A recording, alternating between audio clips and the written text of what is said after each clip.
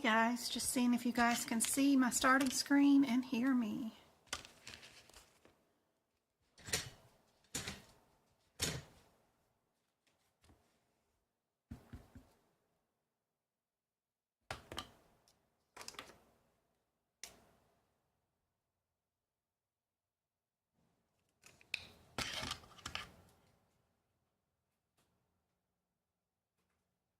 Makeup, how's it going?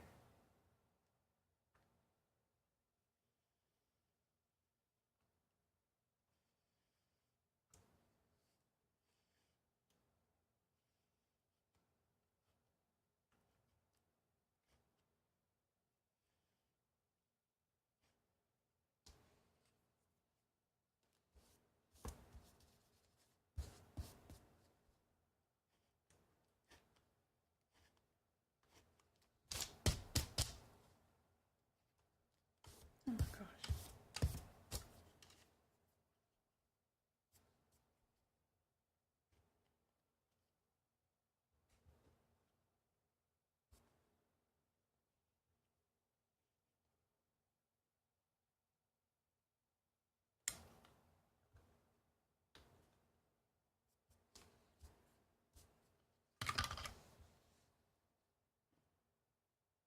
Hey Flower, hey Natasha, hey Go-Kart, hey Marie. So good to see you guys. South Dakota? Is it snowing there yet? Hey Roman. How's everybody doing? Got a new video posting right now for YouTube members. See how well it's. I'm hoping it'll pass the copyright thing and it'll let me post it, but it may not. I don't know. We'll see. Let's see.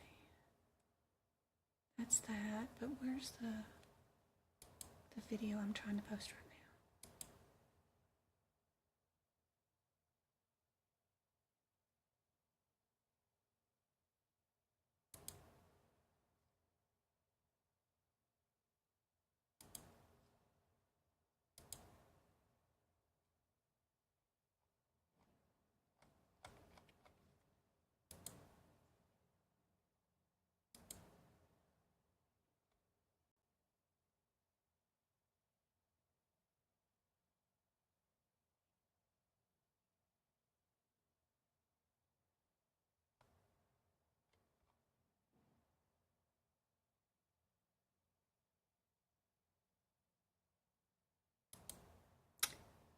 Going up underneath evaluation and management stuff. Yeah, it's there. Okay. So I guess it did pass. So I just posted a new video. It's like just chapter 1, evaluation and management overview. And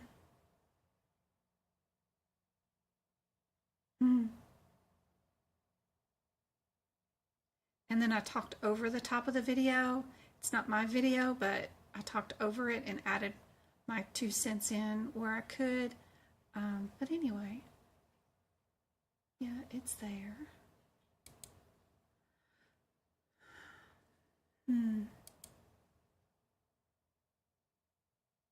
There we go.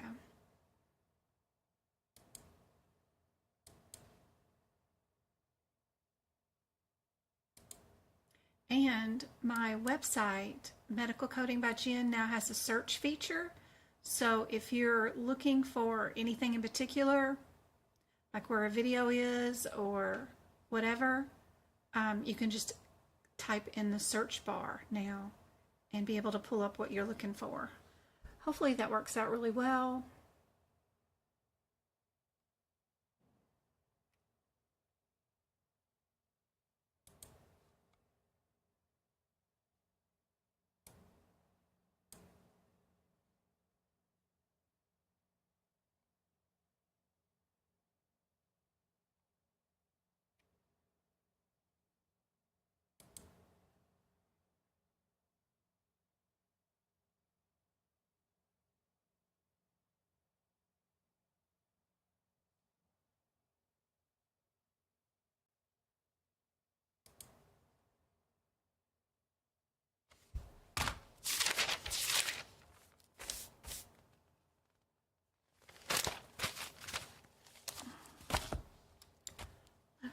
Did I bring all that? I think I did.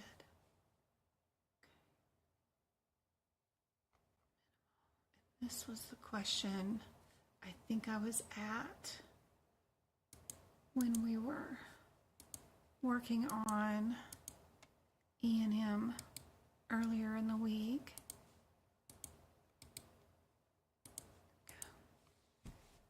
Bring that up.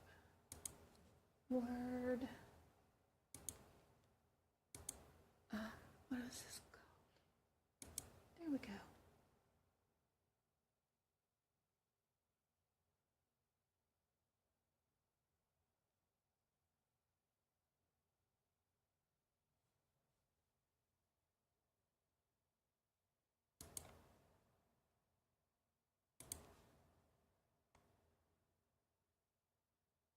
Massachusetts. That's a fun name to say.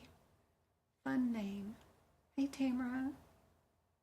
Trying to prep and be ready for the exam in December. Super nervous. Aw, I'm sitting here prepping too. Where's my video? Is this it? Yeah. Video capture. Let's see. So I've been working on the respiratory section here. Of course, ignore all the whiteout. You can't do that. But one really good tip for the respiratory section is give each one of your sinus areas a color code, and then go through the codes, and like any ethmoid procedure is always bundled in green, and then any maxillary is bundled in purple, right? So that's the first thing that you got to clear, is to know which sinus you're in, right? Super helpful just to do that. And if a CPT code is without a certain thing, just put one line through it like that. That way you know that that procedure does not include that. Hold on, I gotta go turn off the alarm to the stove.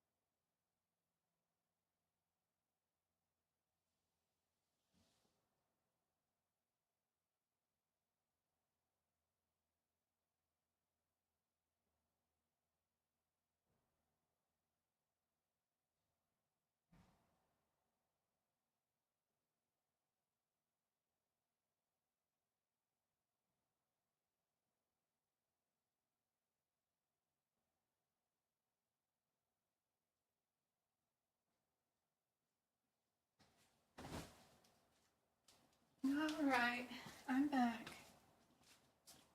Pull the chicken out of the oven. Can't remember the last time that thing was used, but my mom started a chicken, so I didn't do it. Oh, let's see.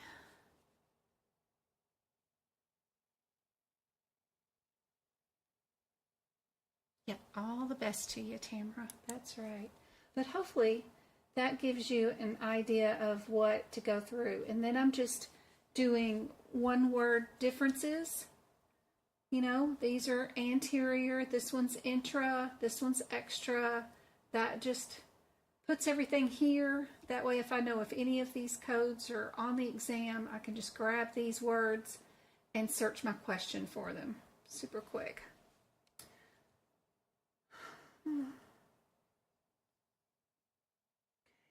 turn this camera off. Well, no, that wasn't right. That one. There we go. You take your test tomorrow. You're super nervous. Just know that doing the test online, right? Tomorrow's Sunday, right? So, got a headache. Yes. That it'll be frustrating to get logged on and get going, but once you get going, the exam is pretty simple to work through as far as the controls and stuff.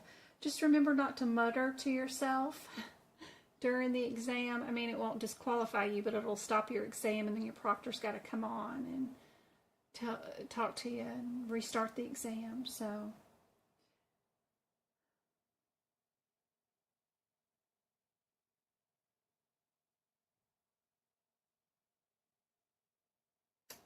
any tips for 3 time takers? My 3rd time is in about a week or so, and I just need a couple of points. Aw. Headers before descriptors is the most important thing. Clear those before you do anything else. Where was I in a practice question the other day? We were in Lab and Path, weren't we? We were in Lab and Path. What question was it? Trying to think. We were in Lab and Path, and let me look at them real quick. What were we doing? It's a really good example. That's why I'm stuck on it. It's not those. It's not those. Not those.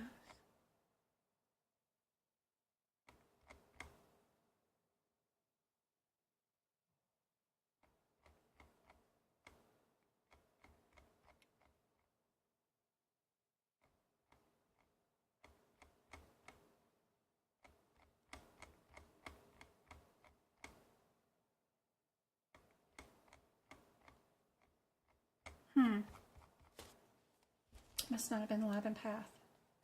Oh yeah, that section in digestion.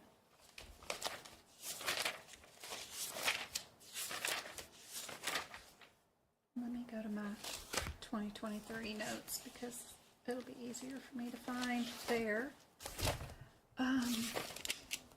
Because your test is going to give you all these codes, and you're going to need to know, run to them as fast as you can. But don't hyperfixate yourself on the CPT code descriptors themselves first. Make sure, yeah, it was something, it was cool what it was.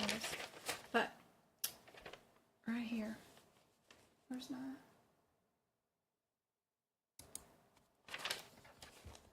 So if you have a difference between 432040 and 43257, don't look at the CPT code descriptors. What you need to look at, sorry, in another one, we're going to need to pick up another one, 43275. So if your answer is between these, and let's throw in one more for number 4, 43276. Don't go to the descriptors. Don't even go to the mother codes. What you need to do is go back to each header section of those codes. 2 of those codes are under EGD, and 2 of those codes are under ERCP. Clear that, eliminate 2 answers, and then come down to those 2 differences of those 2 last remaining codes once you've cleared the major header before the parent code. That is super important. Make sure that you fixed all your out-of-code sequences. Make sure you know how to read the decision trees in, I know there's one here in digestion somewhere.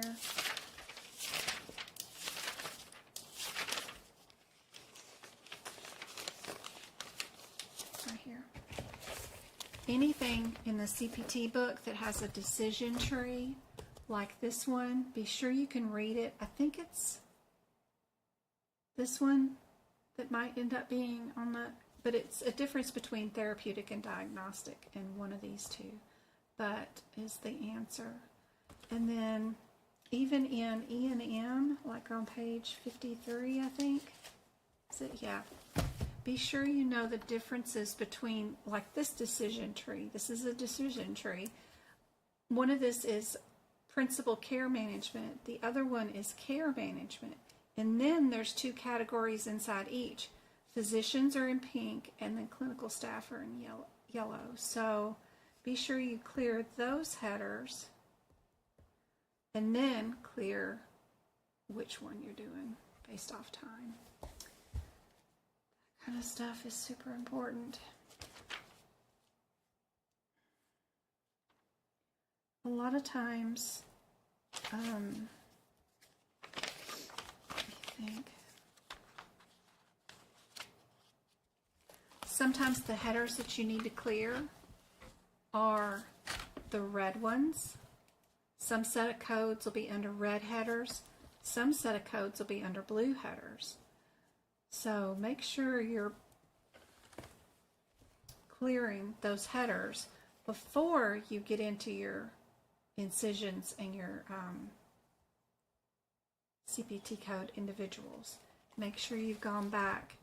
That's reminding me where it was at. One set of codes it was here. It was in respiratory. One set of codes, or was it ortho? It was musculoskeletal. That's right. That's where we were at. It had some really good examples. It was because some of our CPT codes were under lower extremities, legs, and then the other ones right there. Two sets of codes were under tibia, fibula, where two other sets of codes were under the red humerus header. There's finger and hands. The other set, there's forearm and wrist. Clear those. There's the humerus and the elbow. So if you have two sets of codes that could be anywhere, under incisions, under excisions, could be introductions, could be revisions and repairs. That's not the header you're clearing the actual humerus one. These are all under humerus until you get to another red one, and then these codes are all under hand and finger. And then these codes are under legs, tibia, and fibula. Clear that. Then, find out in the question, are you working on a tibia or fibula, or are you working on a humerus? That'll keep you straight, because you can eliminate any kind of codes that are back here. And we're going to stay up here with all the humerus codes. Then you can decide whether you're one of these. Introductions, excisions, did I repair something? What did I do? That's the blue headers. So clear your body sections first in the red, then clear what did I do in the blue, and then you may not even have to look at the CPT code descriptors a lot of times during this CPC exam, because if you're clearing the reds and the blues first, then you're going to know what your answer is a lot of times. Now, some questions, of course, are going to be all the codes right in a row, like all these, the differences between the 87, the 90, and the 91. And that's where your one-word differences, right here, you just grab those. Am I dealing with a leak? Am I dealing with a splendoid? Am I dealing with a removal? What am I dealing with? Super easy to grab those and run with it. Did I use a microscope? Am I doing foreign body? Did I dilate it? Is this the first time I initially dilated it, or is this a return? Am I coming back and doing this a second time to dilate again? One word differences come in handy when you're all in a row like that, but when you're all over the book, clear the red headers first and then the blue headers. That'll help you make better decisions on the exam for sure. No one gets a consult in E&M. Don't. No one gets a consult, so don't bill it. And if a consultation is done at the same time as an admit, that consultation is a subsequent hospital visit. That'll help out a bunch.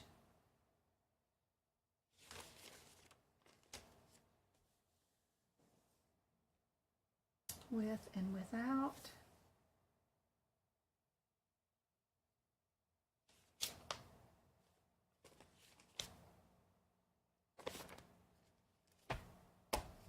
Oh, and we know what anatomy we need to worry about terms wise, right? Where's the little pile of sheets here? Here we go. Be sure you know where the Skene's gland is located, that it's a lesser gland, the part of your fingernail that looks like a moon, the Warthan's oral tumor, OS is cervical open, phalanges, what connects bone to bone, what connects shoulders, what is the three parts of the knee, ESRD, know where you can find the abbreviations. Don't forget that you have 2 spots in your CPT book to look for acronyms or abbreviations. Right here in the very back cover. If you've got something and you don't know what the meaning of it is, they're all back here. ESRD is right there. Be sure you know where to find this stuff.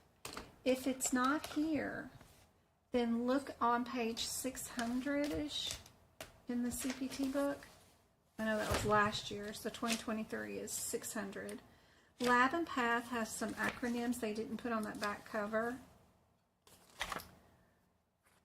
but they have their own little page back here with their own acronyms. It's on a different page this year. Yeah, 612, 612, 613, and 614. This is in the 2024 book, so sorry, it'll be, I think it's around 600. But they have some acronyms here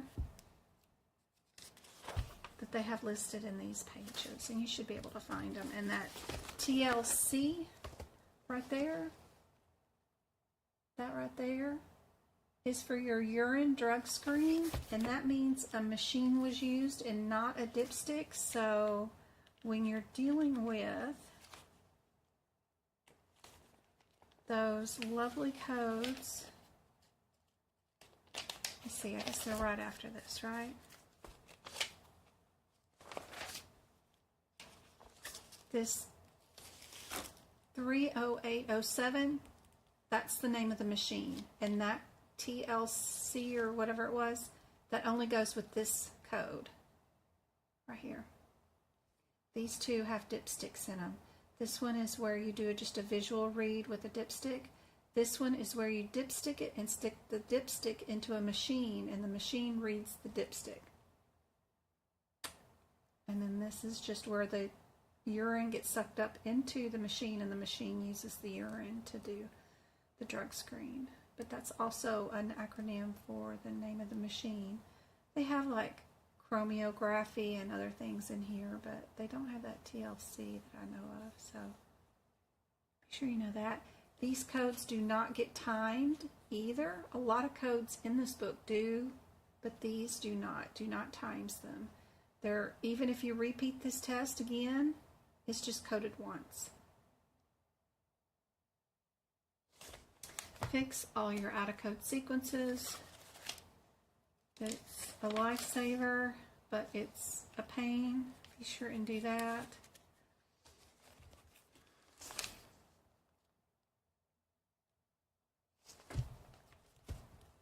You're going to do fine. Most people pass their third attempt. I know it's heartbreaking not to pass it the first two, but if you haven't passed it the first two, the third is always the charm. It usually really is. If you're not passing after your third, it's because you're staying way too concentrated in those coding questions and you are trying to be a coder. You need to let go and not be a coder for this exam. You need to look at the answers as answers. One of them is correct. You only need to find the correct answer. It's already coded for you. Take off your coding hat. Don't use it. And just look at the numbers numerically. Look up the two similar codes and pick the smaller of the number,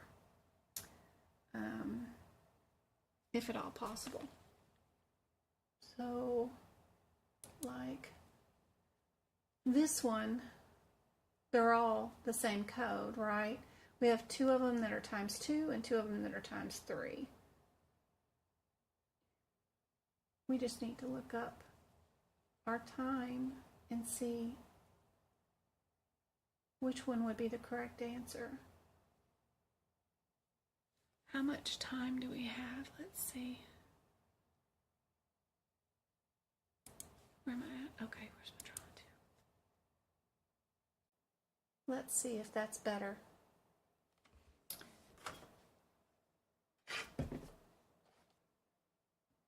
Let's see if that is better. What do you mean when you say fix all your out-of-code sequences? Oh Lord, that means that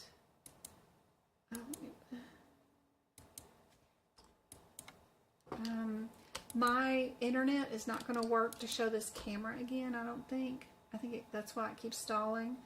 Let me see, let me try again. Video capture here. No, it's not gonna work, is it? Nope. Delete. Delete.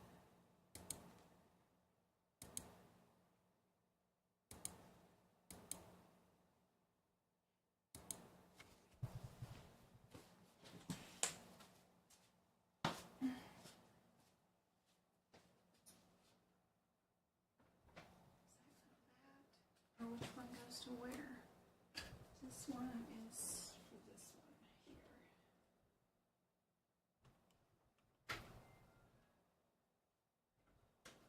Try that.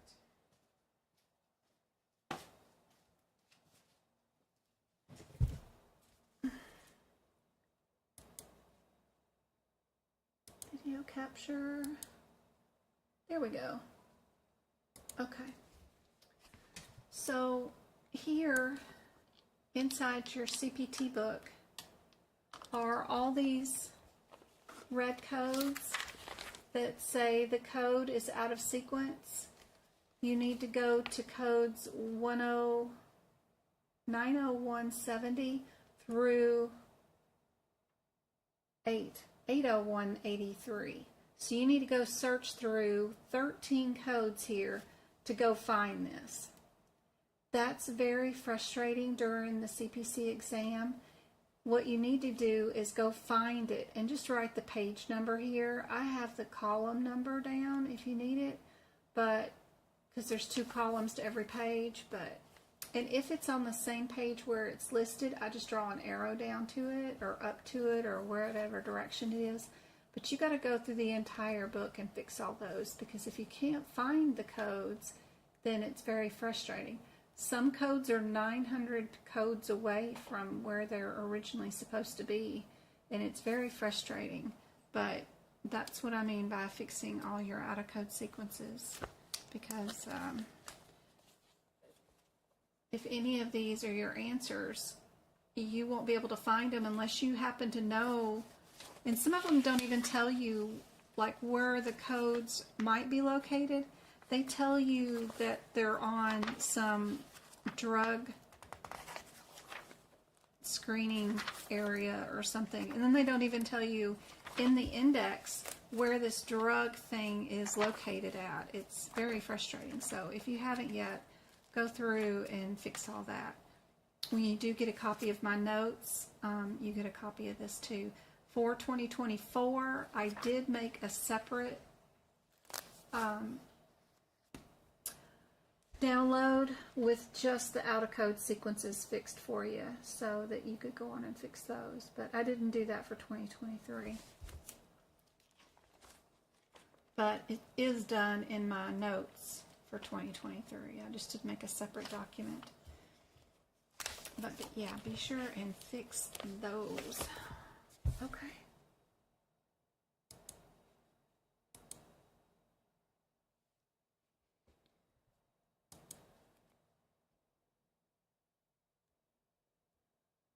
Thank you for the page 598. Miss Makeup on 2023. Anybody got an answer for this one? Do they know what the answer is?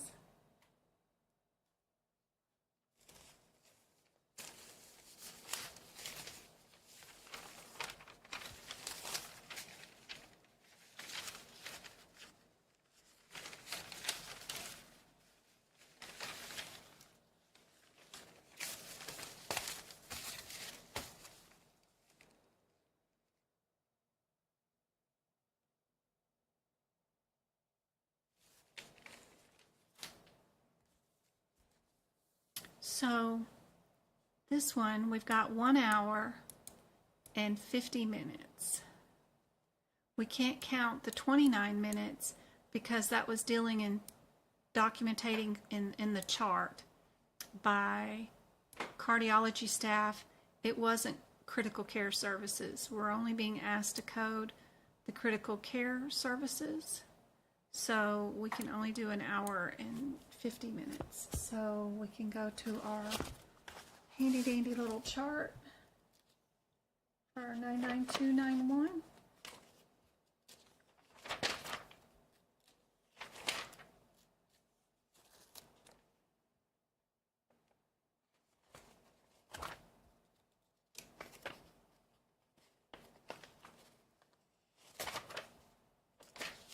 My favorite code in the E&M section. And we can just look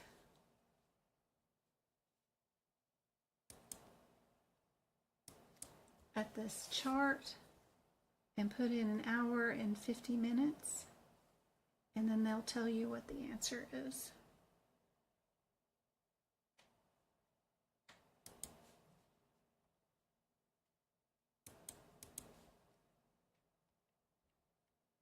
And D is correct.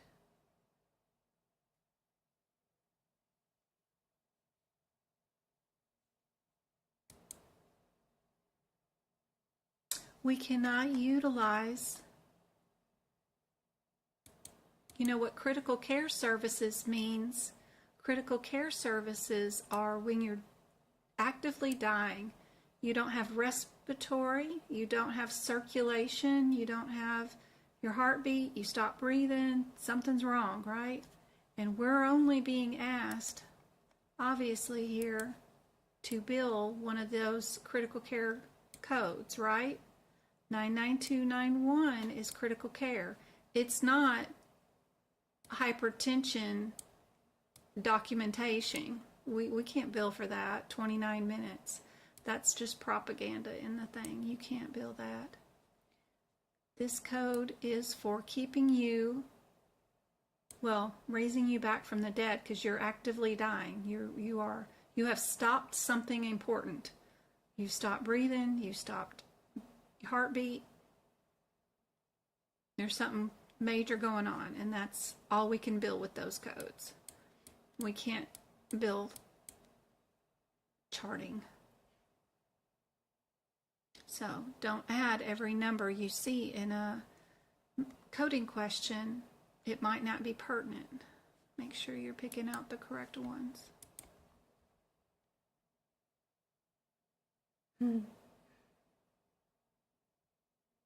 And I was being mean by circling it too.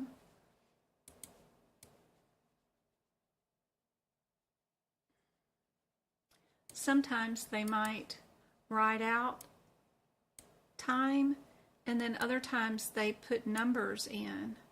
And you might miss this if you were just looking for numbers. So be careful and look for words that spell out time too. Don't just look for numbers and run.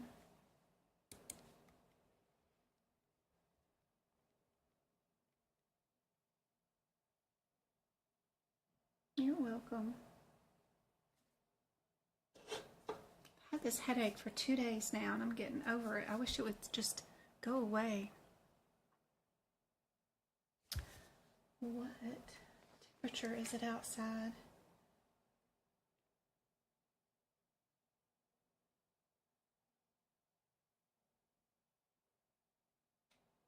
$79. It's a little bit warmer today.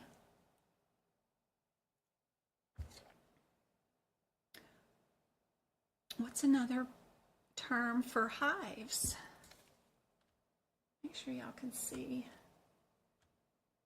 Questions?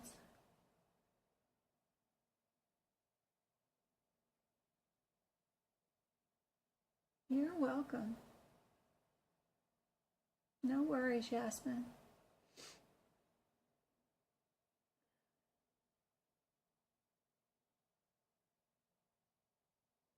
Hives. Does everybody that has hive have dermatitis? Hives.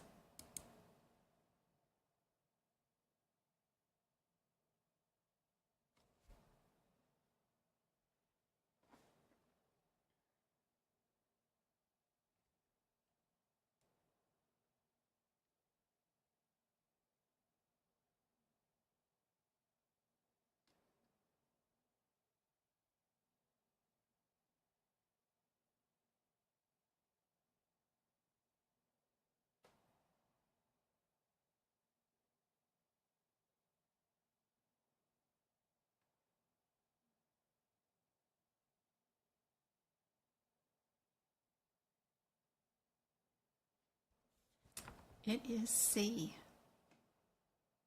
And the answer, you can find it on that page in the 2023 ICD-10 book if you happen to have AAPC's version. The ICD-10 book has an excellent amount of anatomy in it, and that's where they get their anatomy questions from anyway. So what about this one?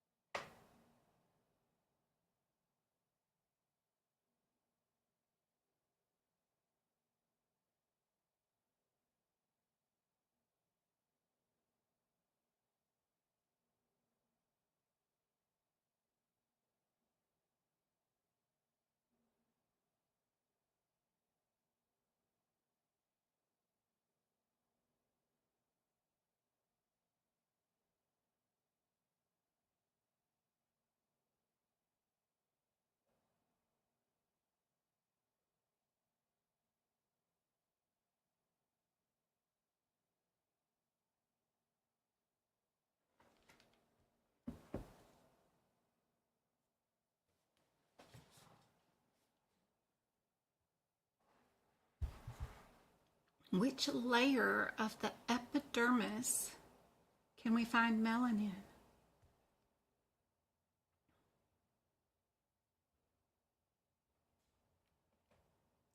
B, squamous.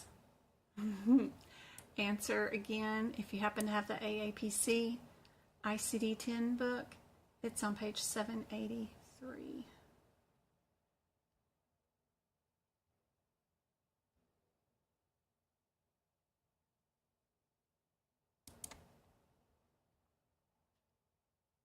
What term relates to connective tissue in the underlying muscles?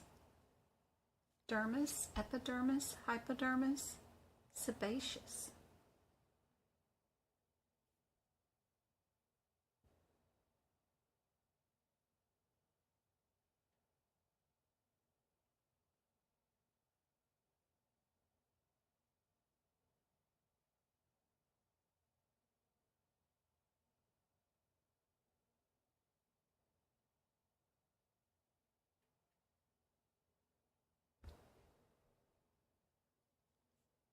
I love having all the anatomy here. It's fun to do. A little rapid fire.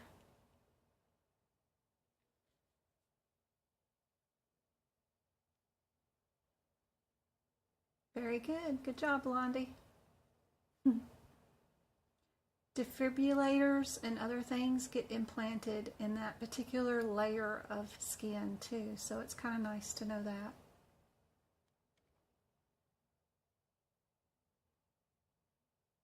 Scar tissue. What's an AKA term for that?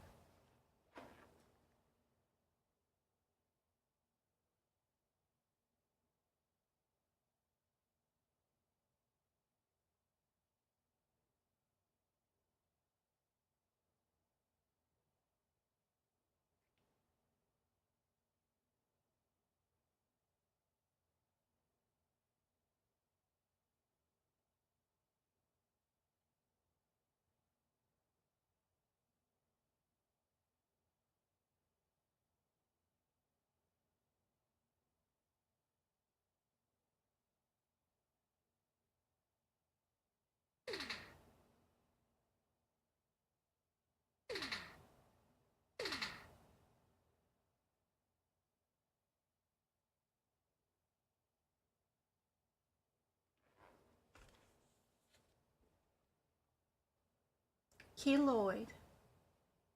That's on page 790 of the 2023 AAPC ICD-10.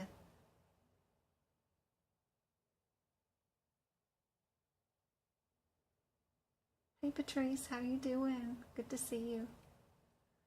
What is commonly known as a boil in the skin?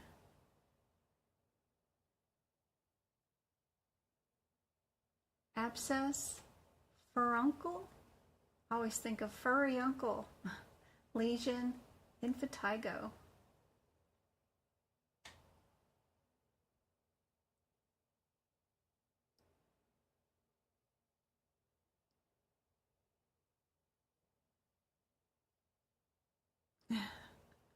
Alternating answers.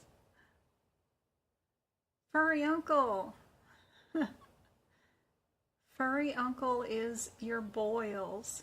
That's also in the AAPC ICD-10 book, page 775. I need to put down the 2024 pages. Hey Sandra.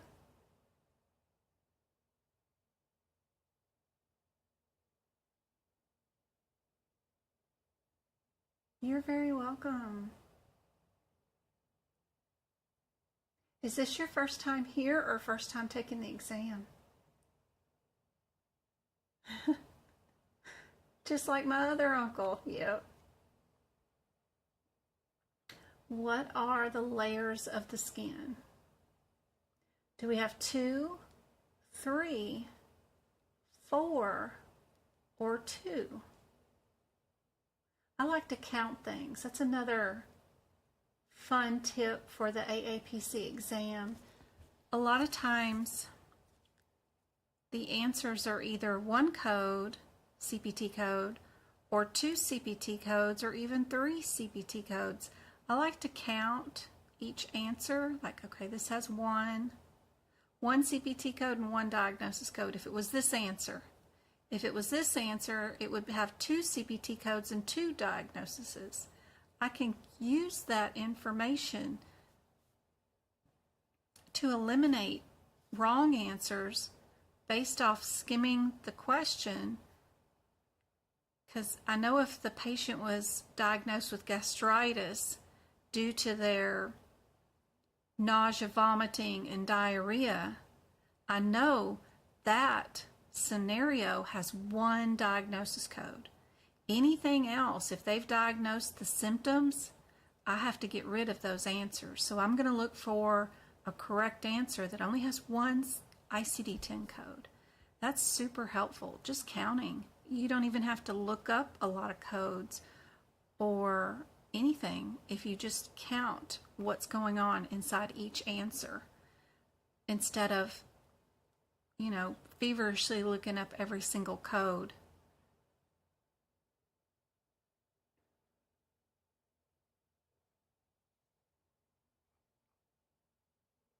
Very good.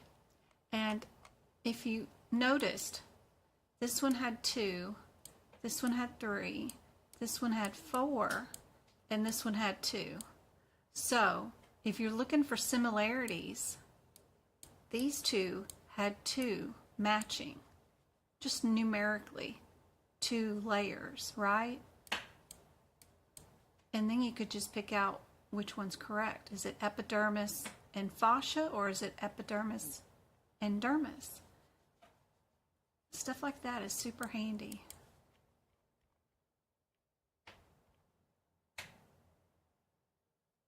What's the full description of 26045?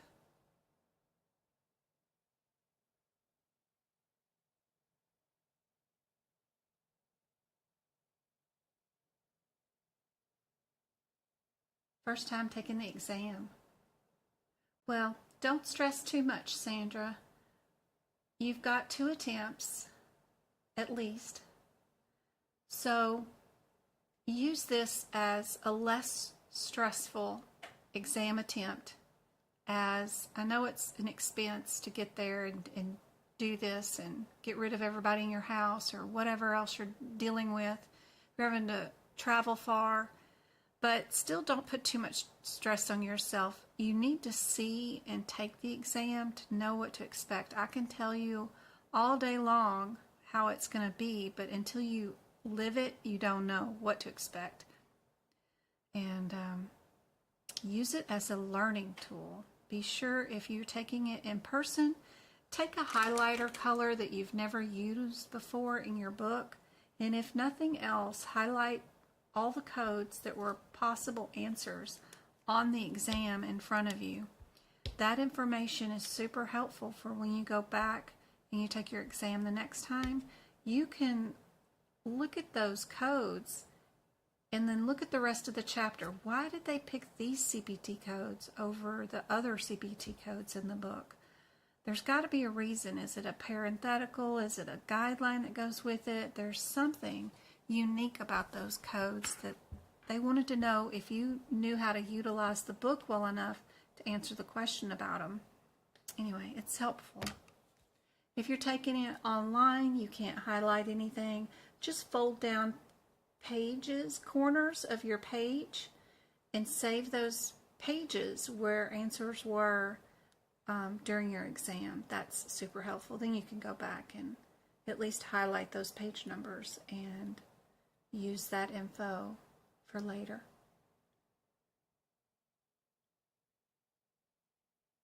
Driving an hour and a half. Yeah, try not to be too stressed. You're going to go in person, so great. Take a highlighter, highlight every code. Super helpful. Plus that info helps me out too, because you know, if you see some codes that I've never went over before, then we can work together to make sure that I make some practice questions over those codes. Super helpful. If you notice any guidelines that I've never gone over, super helpful. This is just wanting to know if you know how to put together a parent and a child code to come up with the correct answer. Everybody saying C? Very good. Perfect.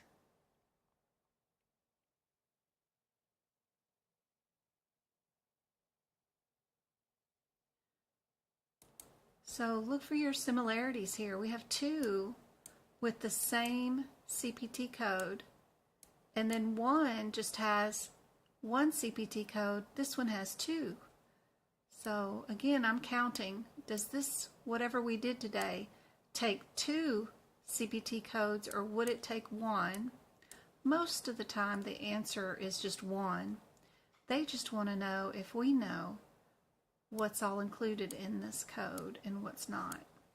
So I would check out this 53, see if I'm under the right header and descriptor, and if I have any parentheticals that say do or do not add this code. See what I did today.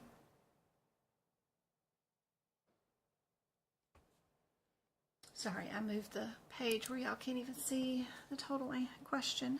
There you go.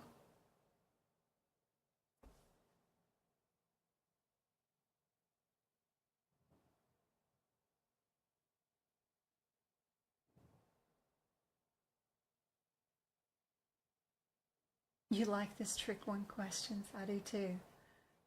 I do too, Tisha. I think I need to go back and study. I got some wrong. That's okay. I make them tricky. You're supposed to get them wrong. That way you won't get them wrong on the exam. Yes. Purchase exam questions A, B, C, D, E, and F. Please, please, please do. It is the best way to practice for the exam. Don't wait till you have time to do all 50 questions on each exam. If you have 5 minutes while you're brushing your teeth, open it up and do one question and hit grade.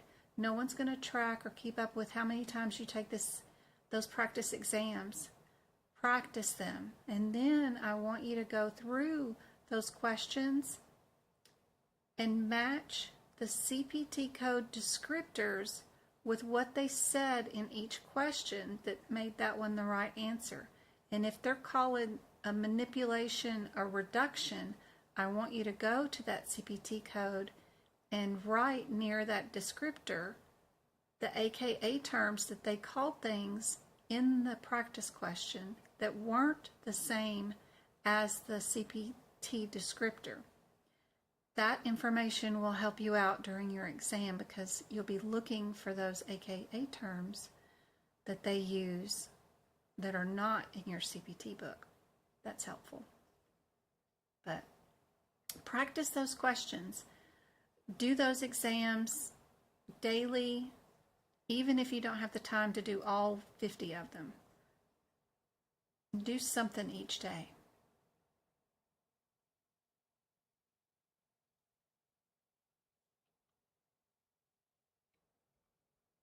This one's D. Remember what I said about everything. If I was doing this question, I'd see that we have 2 with the same answer. That would have me eliminate these 2. And then it's a difference between 1 CPT code or 2. Most of the time the answer is 1. They're putting propaganda in this question to force you to pick 2 codes. But more often than not, the answer is either a smaller CPT code number numerically, or it's just 1 code versus 2. And it's usually just 1 code. Not always, but usually. More so than, 80% average. So I wouldn't even considered A, really, unless for sure I'm positive that I needed to use an add-on code. But if you look in the parenthetical, it says do not report. You can't code those 2 together. And if you have not gone through the entire book and underlined every single do not, then you're not going to be in a habit of looking for that every time you do a practice question. That means what I'm having to do now here in this 2024 book is every time there's a do not, right here you see I've got the stars. I was at a football game the other night and I couldn't underline because the book was in my lap, but while I was at the football game I was able to do the stars. Now that I'm home, all I got to do is go through here and underline them. Every single one of your do nots. Oh, my pen is running low because I had it out, I think. Here we go. And now I got to go through and underline them all. If you go through the entire book and mark up every one of your do nots, by the time you finish this exercise throughout the entire book, you will not forget to look for your parenthetical before you do an answer of any kind of question. It's not just blindly marking them. It's the act that builds a habit that will reinforce when you're stressed. You still won't forget to go look at your do nots because you spent an entire 2 weeks marking all your do nots. with 2 stars and an underline throughout the entire book. So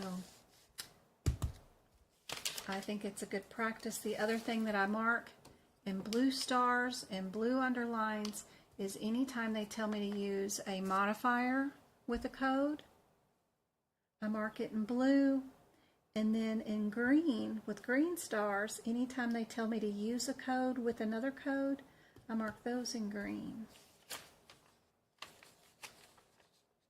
I don't know if there's any air in respiratory, but hopefully that's helpful.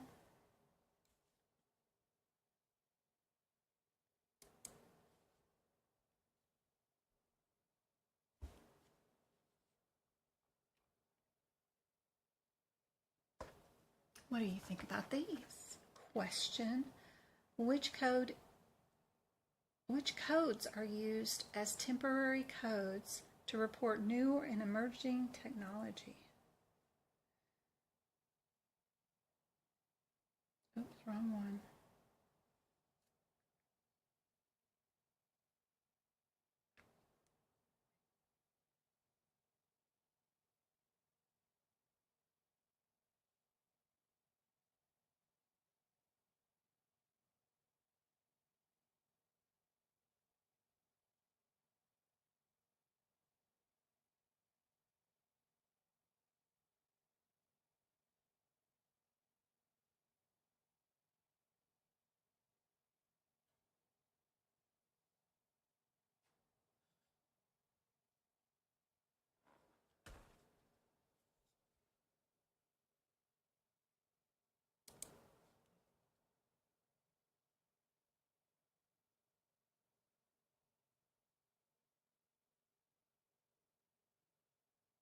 All right. Congratulations, Dawn, Bethany, Go-Kart, Angela, and Sam. Y'all were given a free month of my exclusive videos on YouTube. I uploaded a new video today of the beginning E&M section course, about 17 minutes of that with my own talking over the top of it, just to see if that was helpful. So I hope those videos are super helpful. They're the replays of the old workshops that are older than 90 days, the older duck advanced classes that I have on Thursdays. You'll get those replays and all the CPT code book, code by code book prep videos too. So, and there's a podcast, lots of stuff there. I hope that helps. Comes the audio late. This one's answer is B, in case anybody didn't know that one.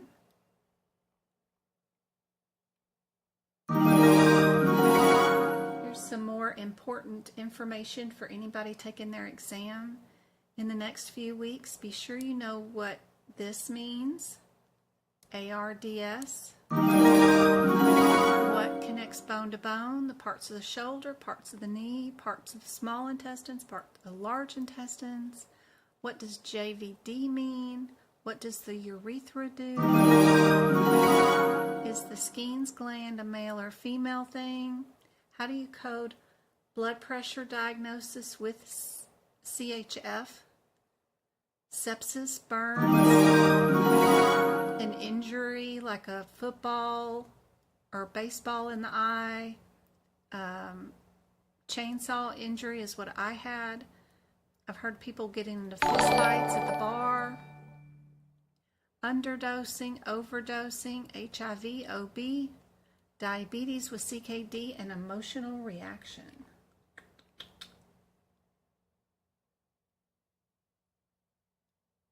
You're welcome. What does the I symbol alert mean?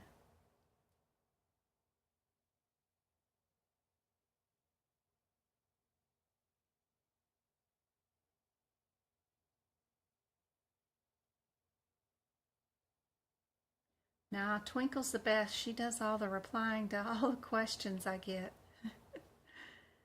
all over the place, from Discord to Facebook to my website. She's all over it. I appreciate the help.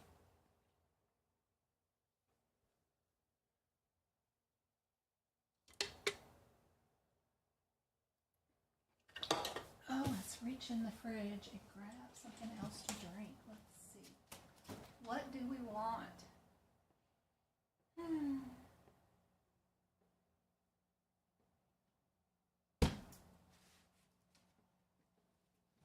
Get some more tea out.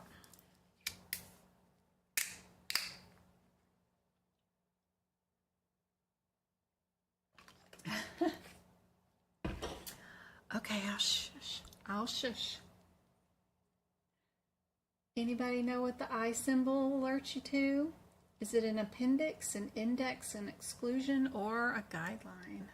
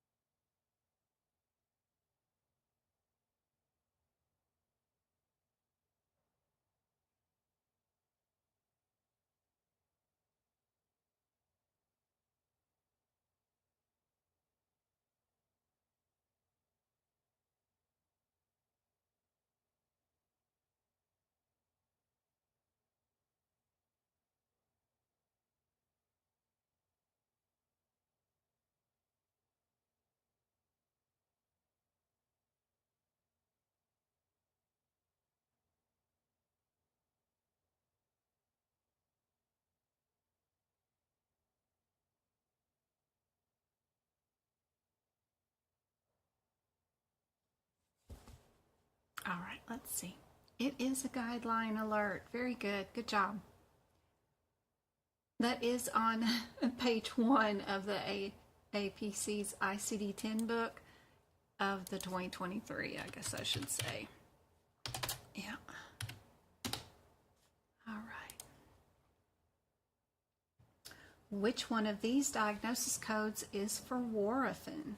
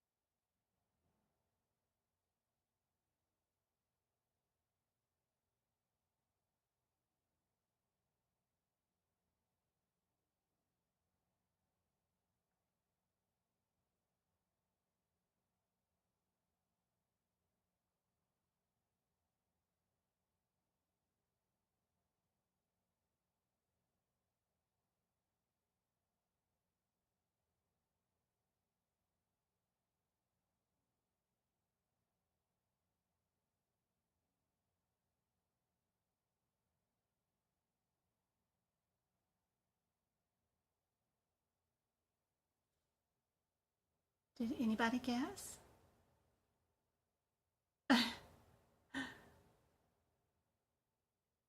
Lord, it drove me to tears to work with some of those Congress people and what they put across to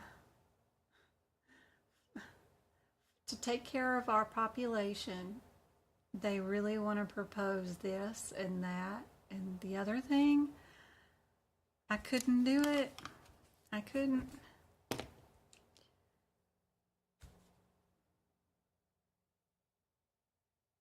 Hey Monique, good to see you.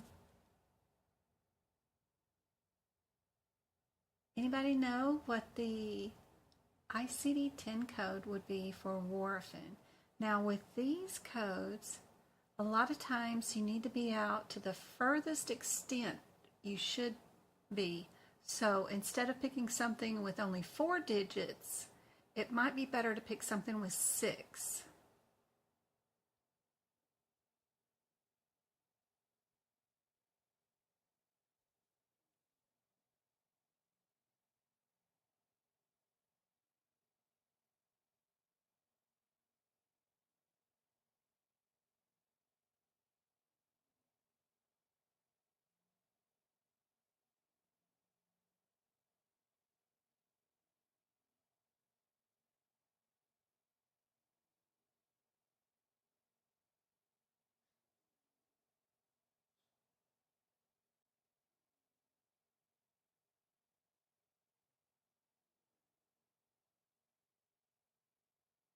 Oh, you needed conditioner.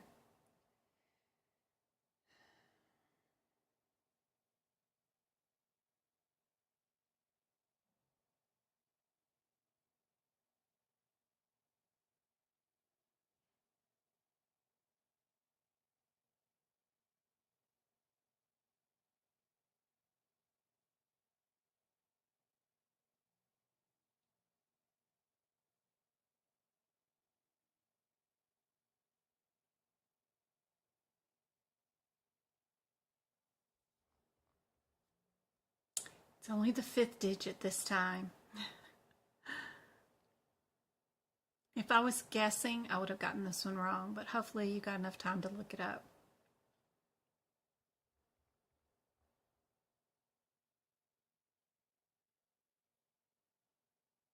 What am I talking about here? Acute versus chronic, or both. This is the guideline page, G5.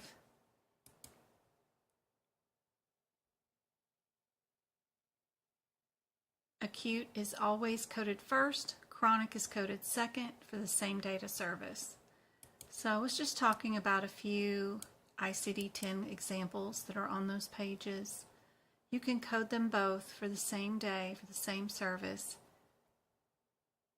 Just remember that acute goes first. What about this one? Report treatment of a melanoma in situ. So this is super cool. This is one of those ones that the headers before the descriptors is super helpful. 2 of these diagnosis codes have a purple header. Purple. Look up your purple headers before you go down to those individual codes. Just what is the purple header for D? What's the purple header for C? That'll help you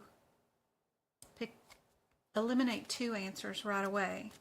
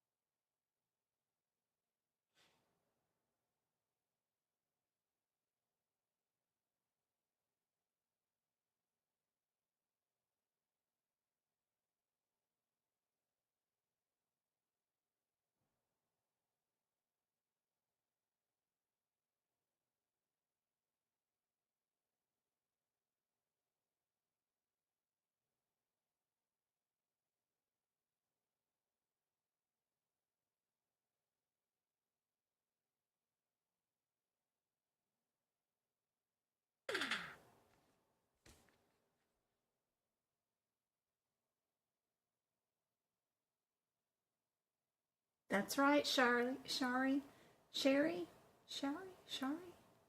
Absolutely. Missed it by 2 points. Sometimes I worry about the way their exam is graded. It ought to be straightforward. Each test question is 1 point, right?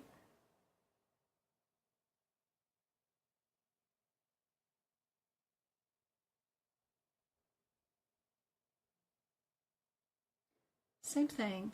Our C44s are going to be under one header, and our C79s are going to be under another header.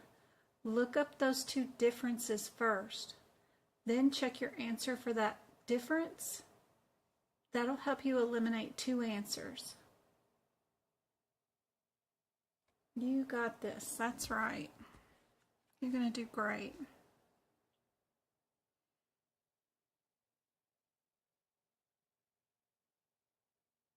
I appreciate everybody being here on a Saturday night. Thank y'all for the thumbs up too on the YouTube videos, any of them that you watch. If you like it, if you don't like it, leave me comments, whatever you want me to go through, what videos you would like to see. It's always nice to know what type of videos y'all want me to do on. Because sometimes you spark a memory, or I'll jump on and push a video out really quickly just because somebody gave me the idea, and I'm like, oh, I got something really good for that.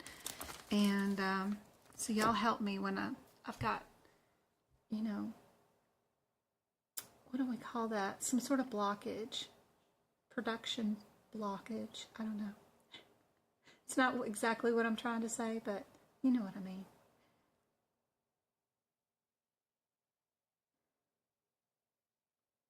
Writer's block, maybe, something like that. Brain fart. That's what goes on when I have a headache, yeah.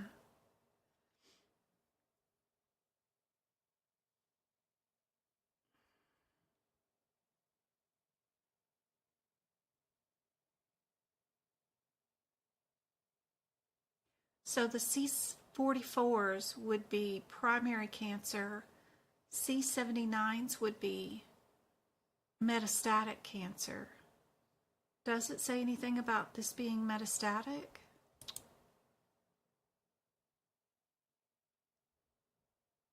So it's a C44. And we just have to code it out to the highest. So that's always nice. What about this one? Are we dealing with an injury? Because it's a external cause. Or are we dealing with cancer? What did we see the patient for today?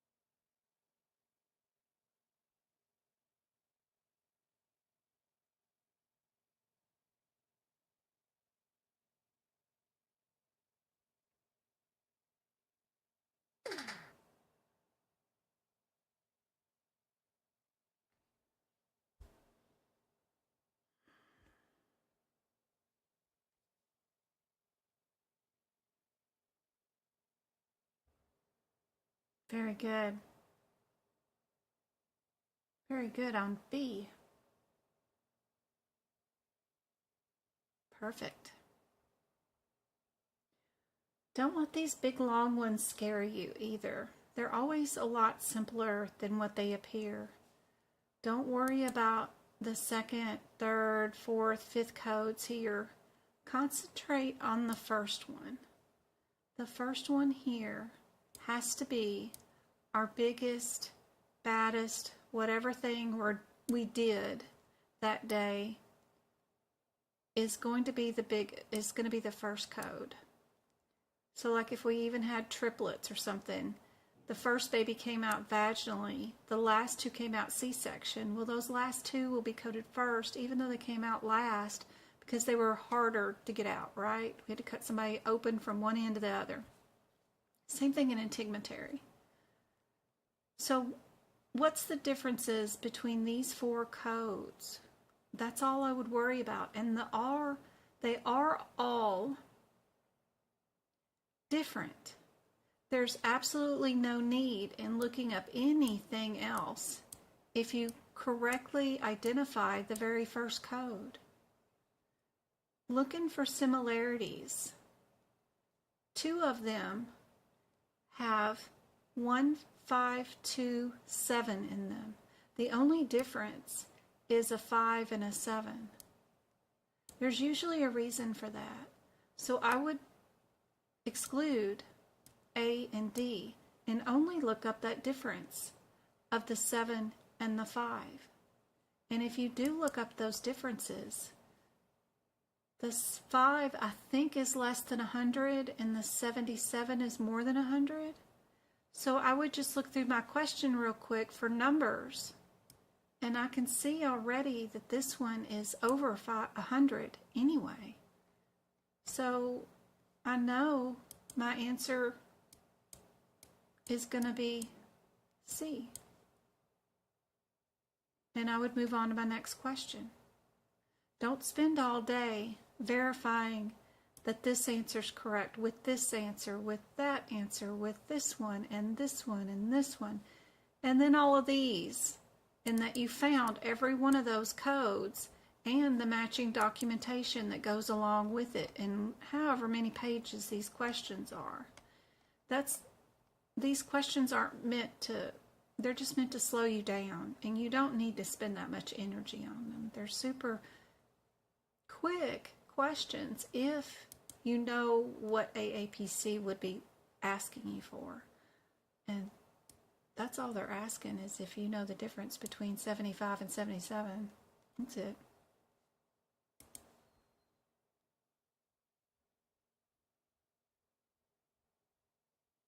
Yep, we've got our 77.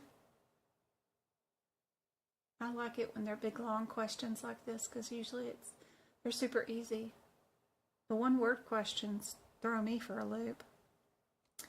All right, are we purple header, C, or are we in site U back here in the D's, right?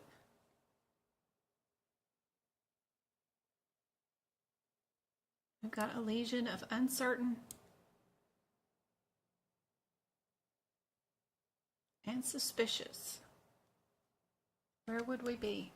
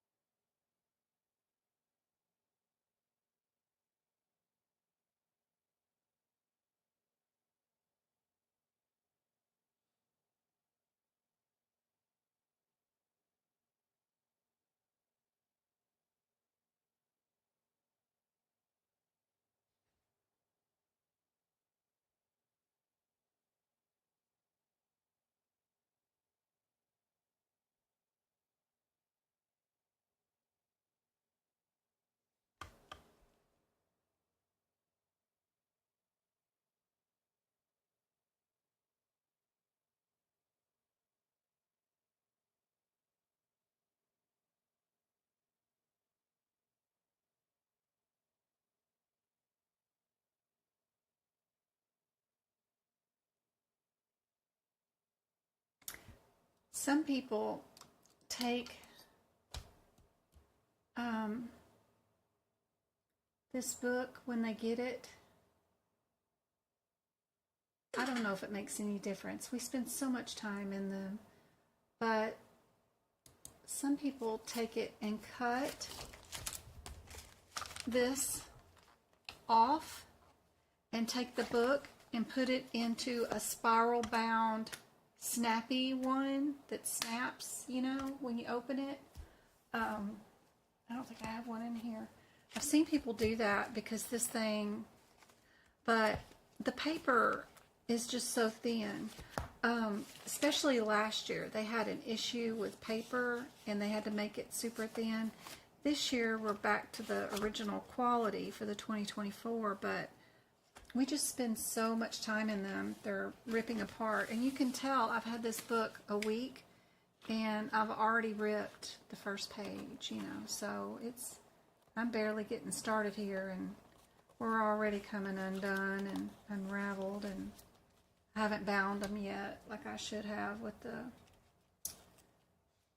the knots yet. I got to do that, but I do the twist ties too, but it's just the beast of the nature of the beast. Yes, part of it. Such a pain, but I'm happy to have the books. One of these years, not next year or the next year after that, but one year will be all electronic books, which is okay. We can still highlight and make notes in the VitaSource, but I like having paper. I'm just old habits.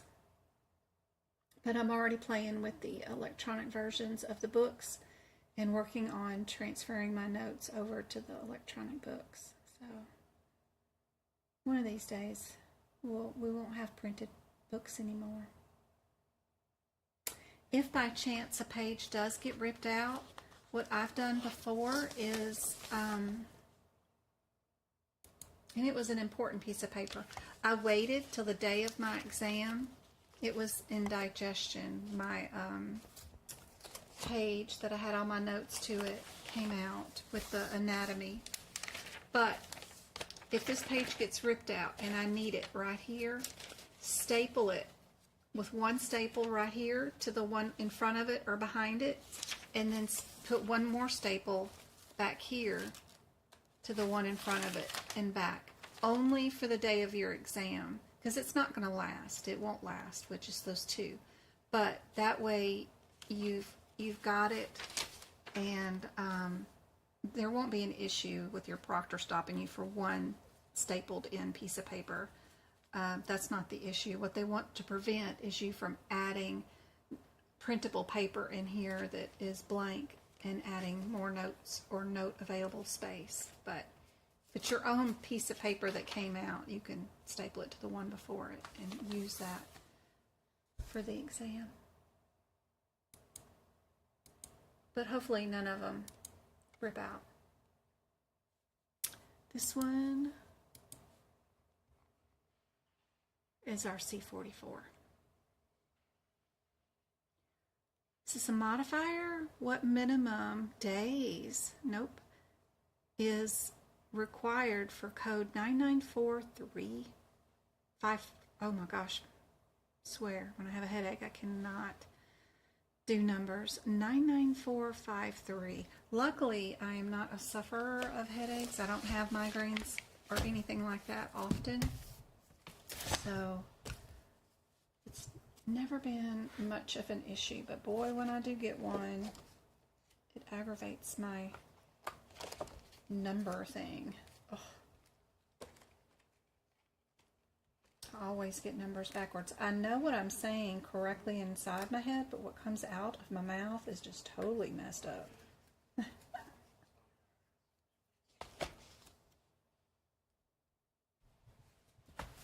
There's the twist tie that I have on my CPT book.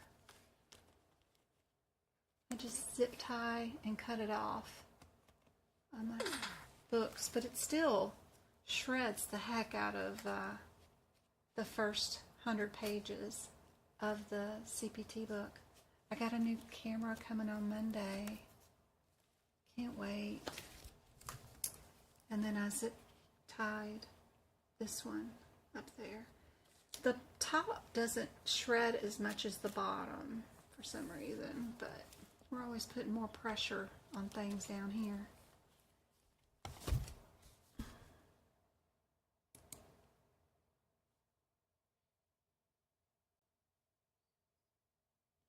Good guess. How many days in a month on average? Usually 30. And that rule where you have to do half plus 1 goes along with this. That's why 15 plus 1 is 16. I think you're correct on that one. Yep. Very good.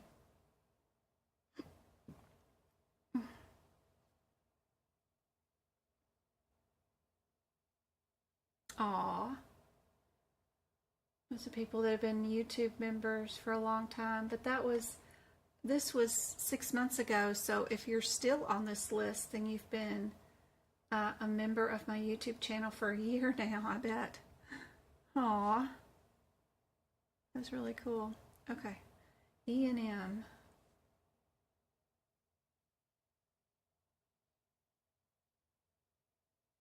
No, this is medicine. Medicine section, sorry.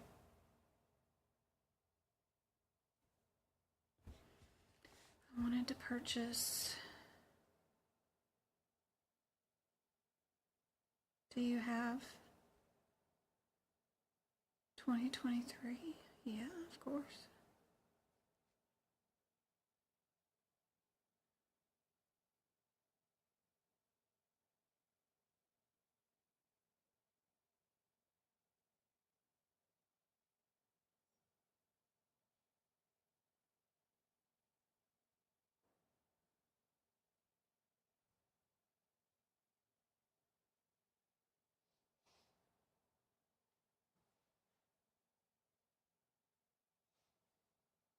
You're still snotty, Jay?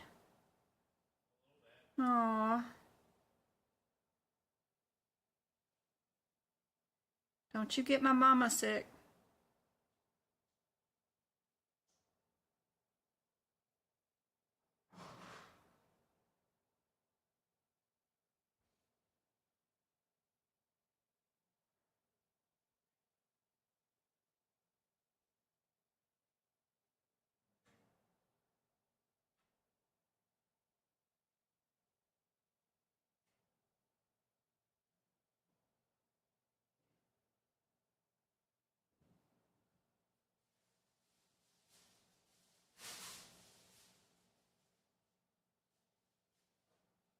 Did you get some chicken, Jay?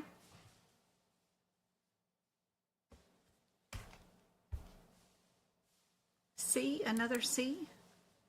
Do we have one CPT code, one diagnosis? One CPT code, one diagnosis. Or would we have 2 and 1? We have either the 12 or the 75. We have a symptom or we have a mental condition, right? Just things you can separate and coordinate in. What was their diagnosis?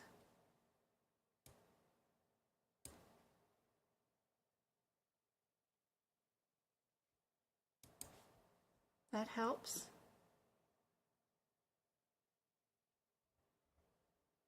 Answer is A. Good job. A is the answer, and then just some tips from the CPT book, or ICD-10 too. This is all from, I can copy from the online version of the CPT books and post extra stuff here. So that's why there's so much here.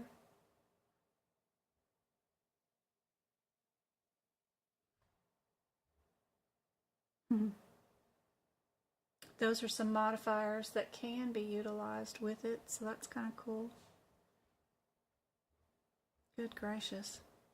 All right, radiological guideline and supervision interpretation. Yep. Oh, yeah. Everybody knows about utilizing the TC and the 26 and how much of a crazy foolishness it all is. Just some helpful tips about it right here.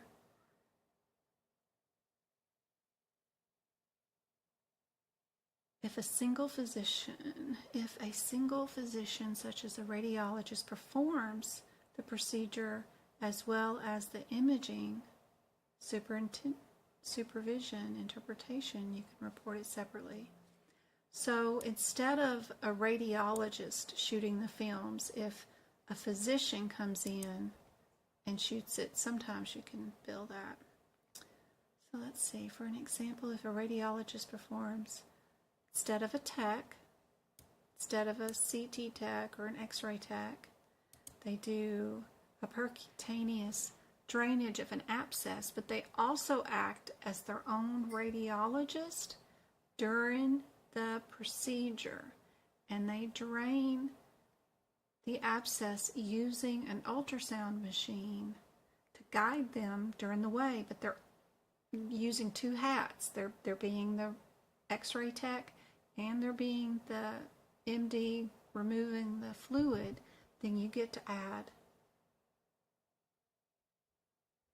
your 26. Guidelines for the contrast. Remember that oral, rectal, or both do not mean you used any contrast. What was that? Missed it. Somebody subscribe. So if any contrast is given orally or rectally or both, don't pick the code that says you gave them contrast. Those don't count. The only contrast that counts is if they give it to you in the IV. That has to be monitored with somebody there that can administer an antiphylatic in case you have an allergic reaction treatment right away. So, but oral and rectally, if you have an allergic reaction to those, it's a slow metabolism thing, and we can just give you a Benadryl pill for that. It's not that big of a deal.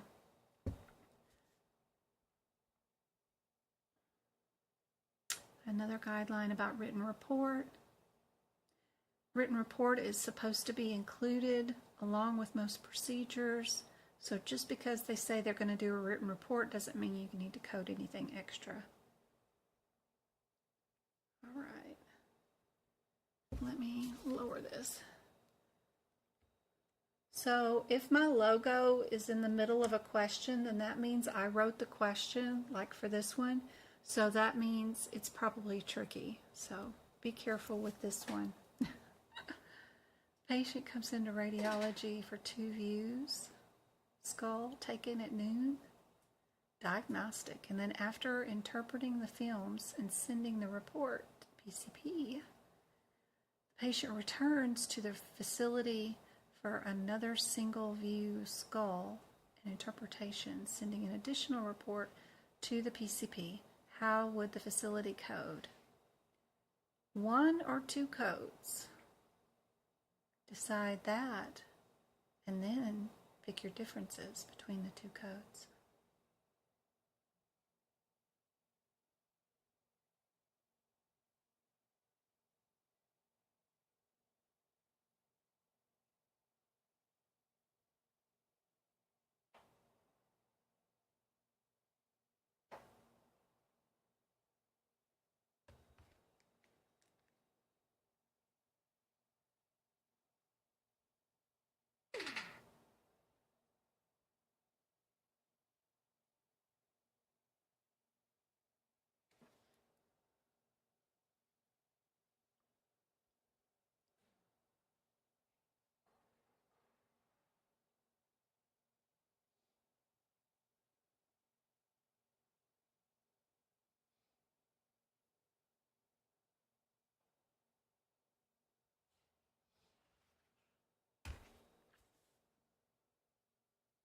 got 1A.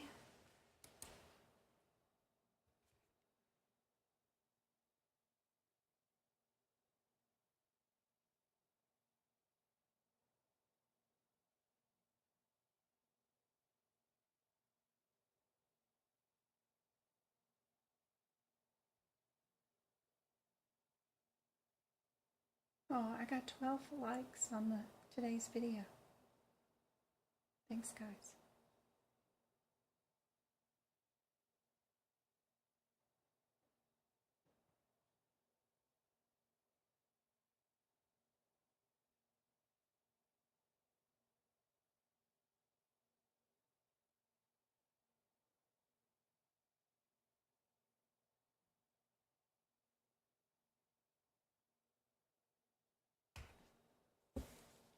Let's see. Perfect. A is correct. Good job.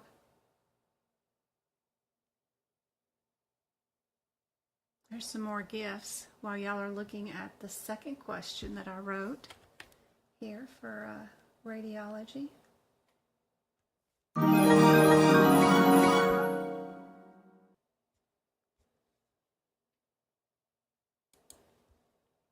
We got makeup, I, Rut, Christy, Azure. Cool. Congratulations, guys. I hope those memberships help.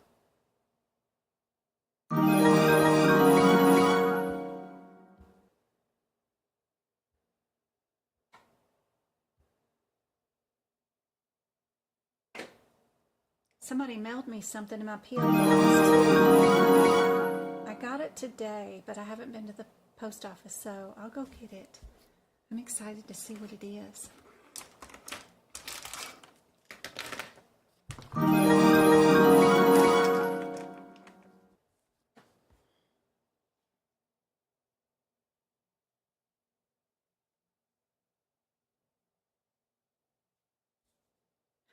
Blondie, you did. Aw. It arrived today. I did get notification and a picture of something, but I just gotta go get it. You're awesome.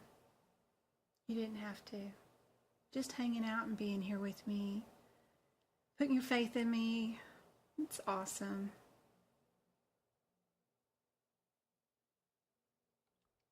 Let's see. 2 x-rays may be better than 1. Huh. It's a tip. Single view chest x-ray and a single view abdomen. So we're saying D is our answer? Did I even put down anything as our answer?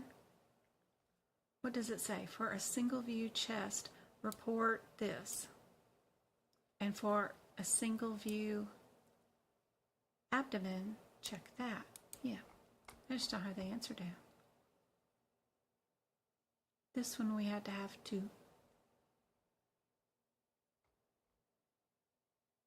So we had to have the D.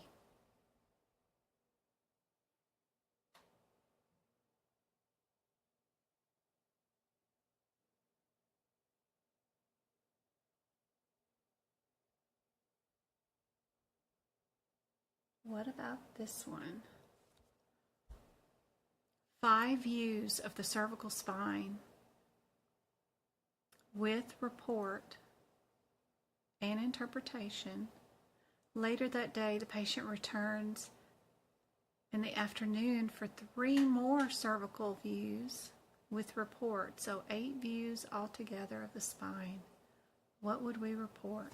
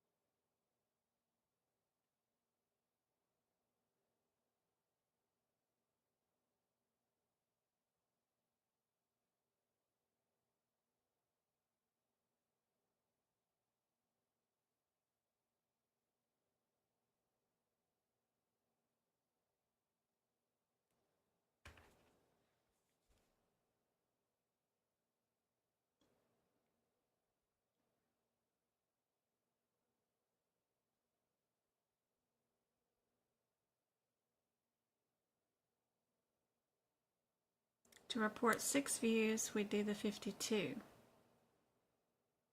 6 or more.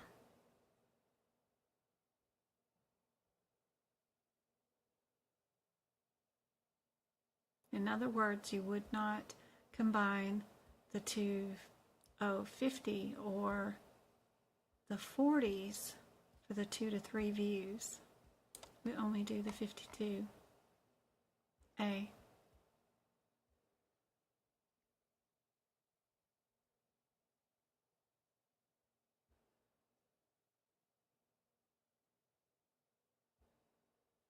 Because it does 6 or more views.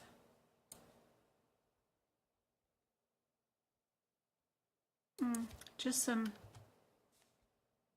additional acronyms or verbiage for radiology.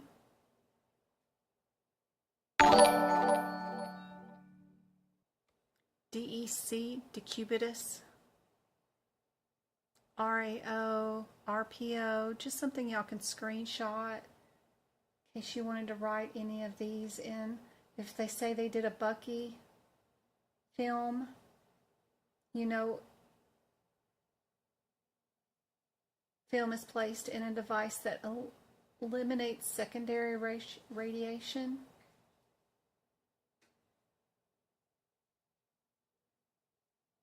Oblique is an angled view. Stereo is 90-degree film. Swimmer's view. Thoracic chest x-ray with both arms over your head.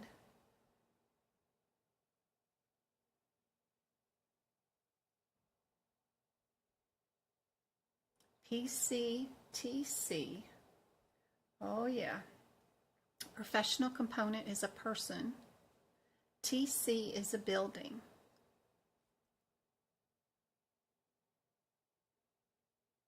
In most cases, the hospital will bill for technical component, and radiologist will bill for their professional component. For any given image service, both the facility and the provider will append the TC or the 26 individual claim under their own MPI number.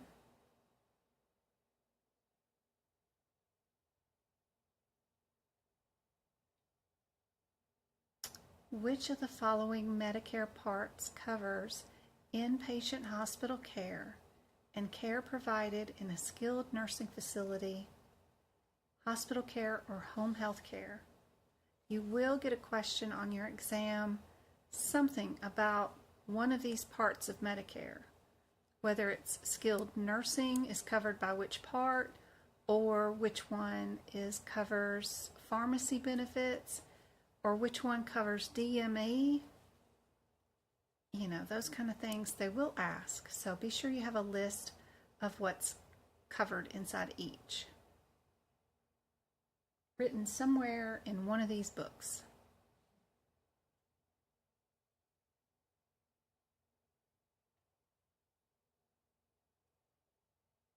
And warm arm down. We did both arms up, and then we alternated the one arm up and one arm down, depending on the order preferences too, what we were looking for. I've seen it done. It depends on your facility's policy on how they do those procedures, of course. Some facilities want it done one way, some want them another. Some leave it up to the physician.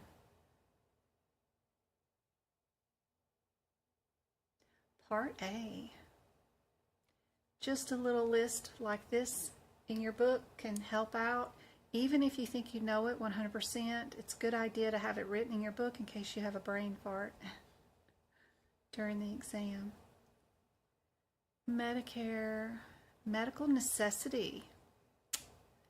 Medicare generally defines a service or procedure as medically necessary if which of the following factors applies. The procedure is purely optional, silly. Multiple, not performed, or not yet diagnosed.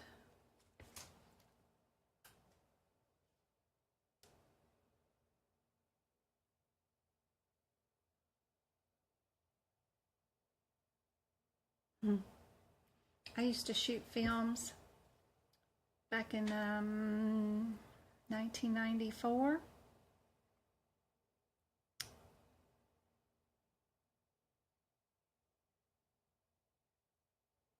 Right as the laws hit, probably I think around 1995-ish.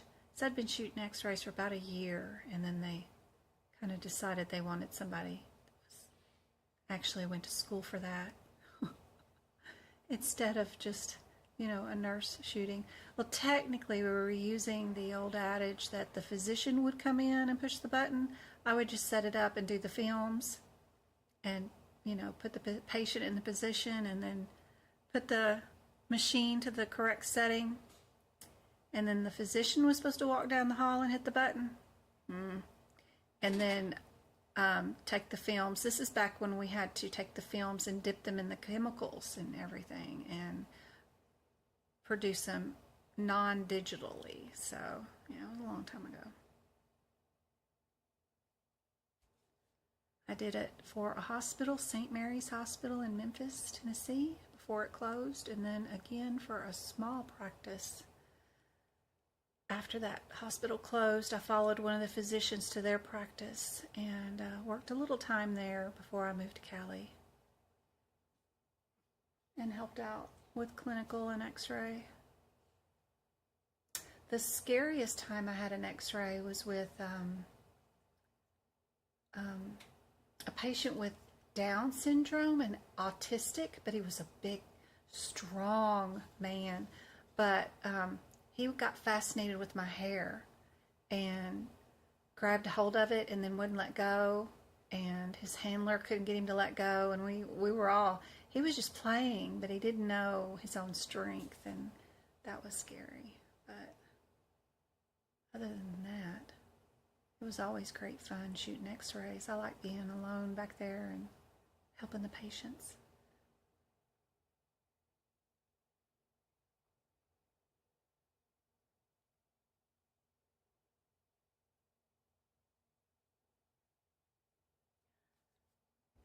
Huh? I am from, I was raised mostly in Tennessee-ish area, yeah. From, let's see, probably 6 years old till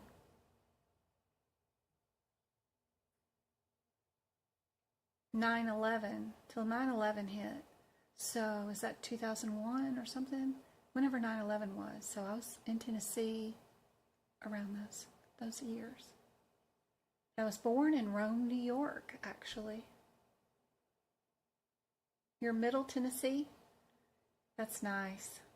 I got family in Knoxville, Tennessee, and my parents' grandparents were from Clarksville, Tennessee, which is up near the Kentucky line. I still have family there. Northeastern. Beautiful country. Which of the following defined the bottom portion of the trachea that splits into airways into the right and left lung? You have friends in Clarksville? It's awesome. That's where my granny's buried. And my Papa Norman and Granny Cat. You grew up in Chattanooga? Jealous. That's real pretty country.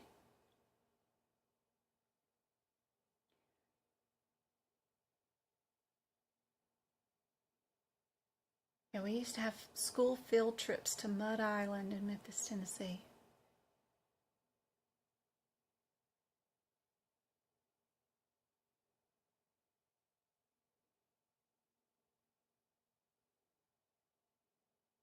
I don't miss the tornadoes. But then again, out here we got earthquakes, which you can't even prepare for. That's just the building's going to come down on you and there's nothing you can do. At least with the tornado, you got time. They let you know and you can go sit in your tub or your basement with the mattress over you. You got pretty good odds as long as you've had time and you're paying attention, right? But with earthquakes, you ain't got no time to do nothing. It's just gonna start shaking. It's very weird.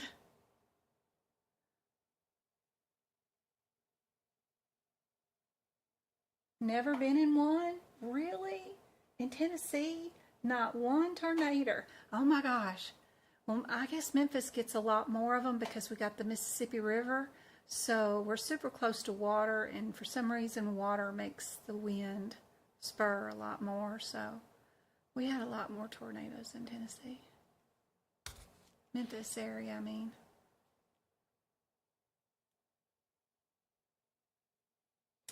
Everybody saying A? A is correct. Good job. One went through Normandy that did a lot of damage. Good gracious.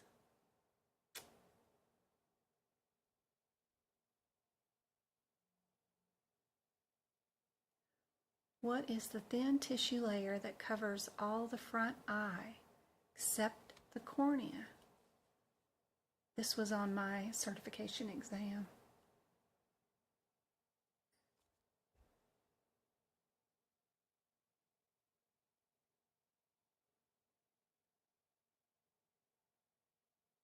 Neat, Tamara. That's cool.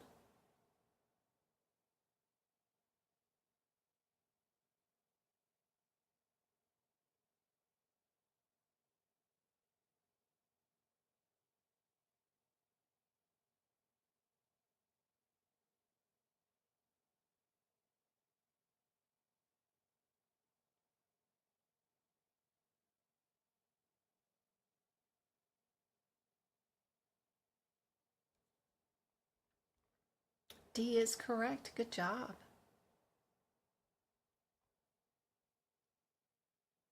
Of the following, which is defined as removal of plaque from an artery?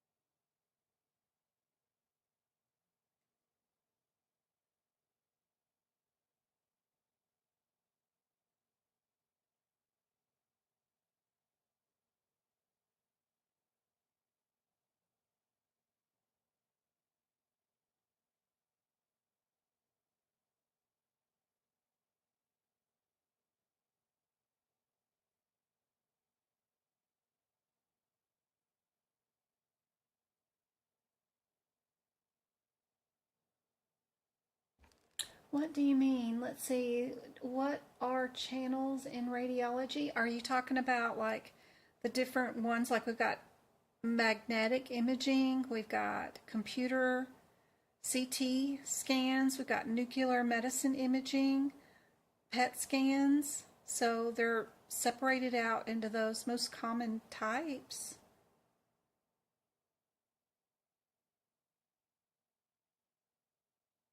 Are you talking about YouTube channels, like cool YouTube channels?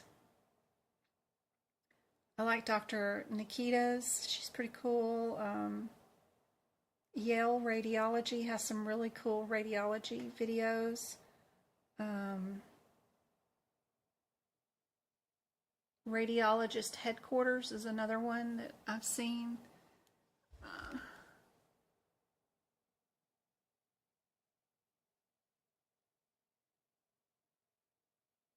right, let's see.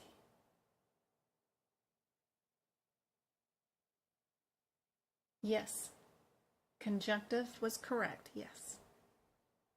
And this one is C. and T-O-M-Y.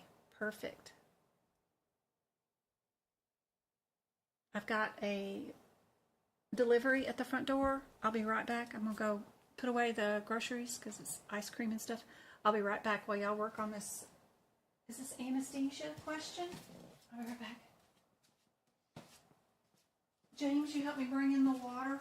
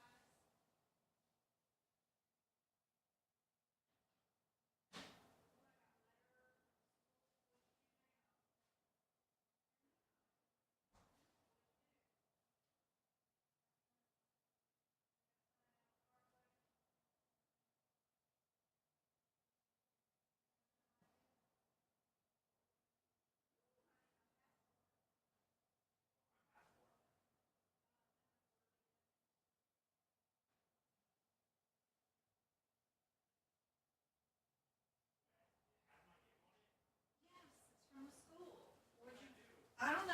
What did you do?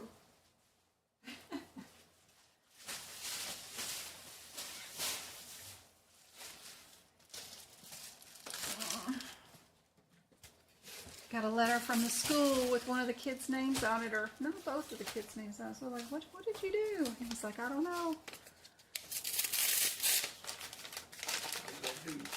I don't know. You tell me what you did. I know what you did. I know what you didn't get caught for, and you should have gotten caught for. Boy. He's had 4 absences. They're mad about you being in Seattle. Because we went. For an excused absence, must receive prior written documentation 48 hours of the absence. I did call them and let them know. Wow. That's all. They're just mad about you going to Seattle.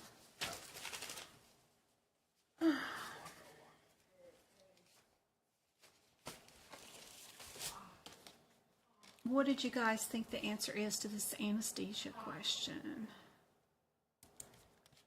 Everybody saying C? Perfect. Good job, guys. All right. Physician says an area of the patient's body is prominent. What does that mean?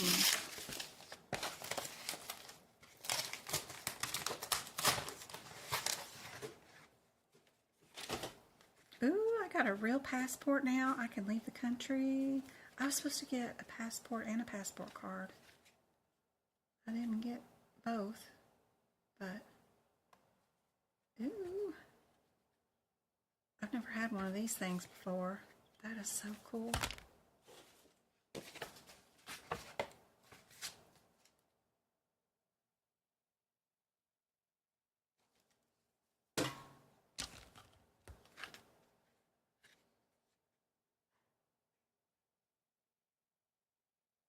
Boy, they cleaned up my picture and made it look better than it really was. That's nice.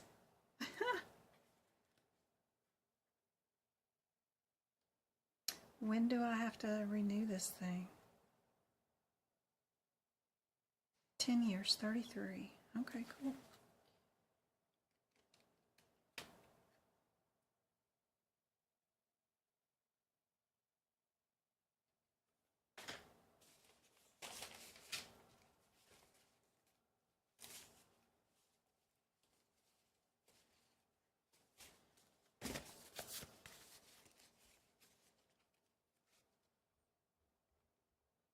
A is correct. Good job. Which of these identifies, which of these defined as existing the covering of the larynx? Excising. Which one would be a procedure of getting rid of the covering over the top of the larynx? Sammy, just because I wash my blankets and sheets does not mean you get to bury yourself into them right away.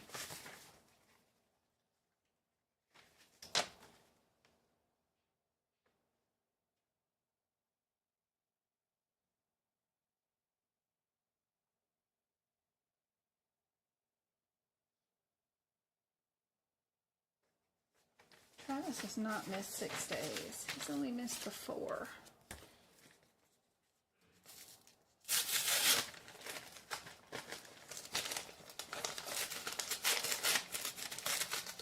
Put a GPS on him.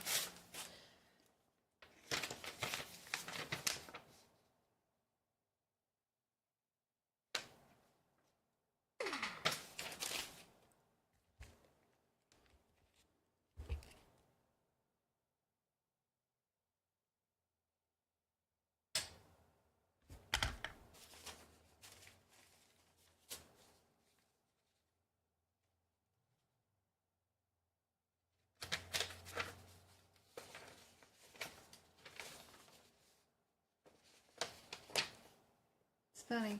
I got a letter from the school that says Travis missed 6 days of school on the 24th, and then on the 25th it says he's missed 4 days of school. Which is it, my school? It's only missed 4. I don't allow them to miss any school. They gotta go, but I let them skip to go to Seattle with me this year.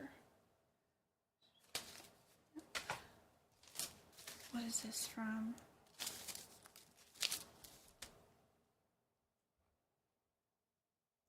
D. Perfect. Good job. Don't forget to set your clocks back. Oh my, is that tonight? Arizona doesn't do that. What time will it be for you guys? So we don't change our time zone. Right now it's 7 p.m. and tomorrow at the same time it'll still be 7 p.m. this time. Will y'all be closer to my time? Will it be? It'll be 9 p.m. Y'all are going backwards?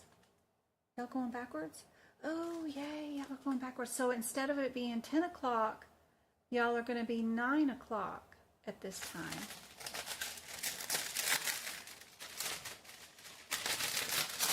Here's my passport card. I got one of those too. I got a little card, like a driver's license, but then I also got the big book thing. So, yay. Got them both now. The printer was running out of ink. The card expires in 33. So they both expire in 10 years. Okay. Cool. Now I can leave the country and visit some people. I would love to go to Indonesia. I know I have a lot of people in Dubai and stuff that watch me. The Philippines. Would love to take medical coding by Jen on the road and visit some of you, everybody all over. It'd be so much fun one of these days. But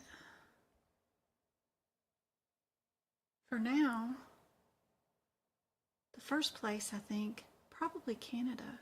I've never been out of the country, so I got a friend in Canada somewhere.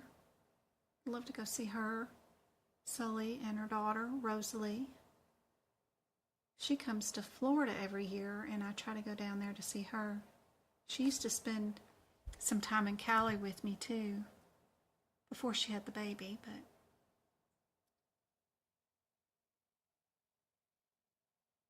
Canada will probably be my first stop.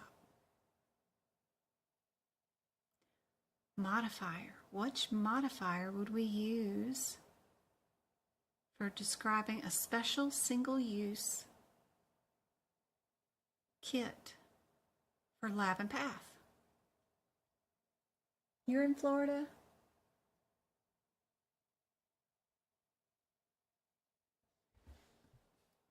I used to do Disney cruises with the kids when they were little. We've done 4. I did 2 without them and 2 with them. And we used to go to Florida to pick up on the boats. The last one we did was on the Fantasy. That was like a 7-day one or something. The Star Wars cruise. It was the very first time they did the Star Wars cruise, where Darth Vader comes on the boat and takes over the ship and is in control. It was so much fun. They keep bugging me to want to go back. The cool thing about the Disney cruises is you can put them on layaway for like 4 years and there's no interest. You just go to Disney.go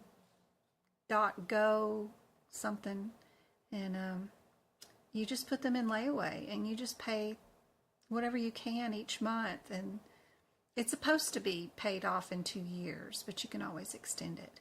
And that's how I was able to do so many Disney cruises back in the day, is just put them on layaway. It's great fun.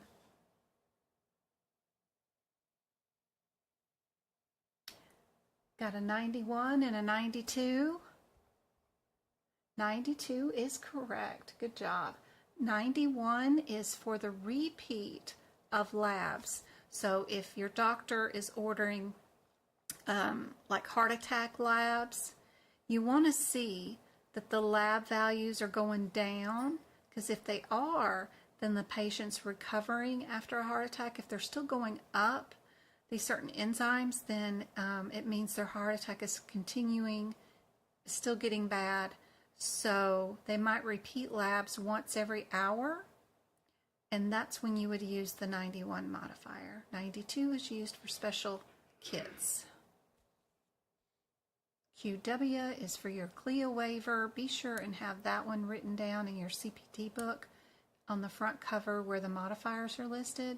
Super handy dandy one to have right there while you're taking your exam. Which of these sets of codes is for a cardiovascular non-coronary bypass graft?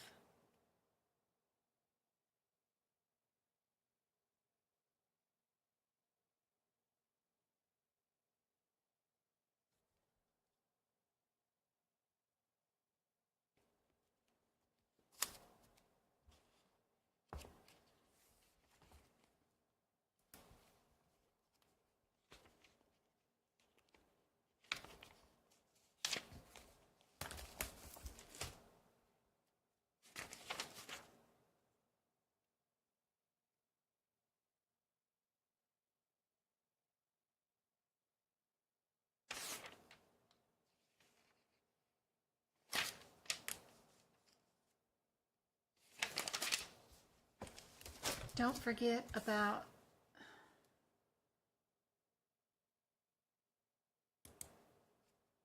your Appendix A in the back of the book, where we've got all the modifiers listed too. There's fuller descriptions of them. I do have some modifier notes. I haven't done them since 2021. I need to do them again, where I go through all this Appendix A and I make a bunch of notes.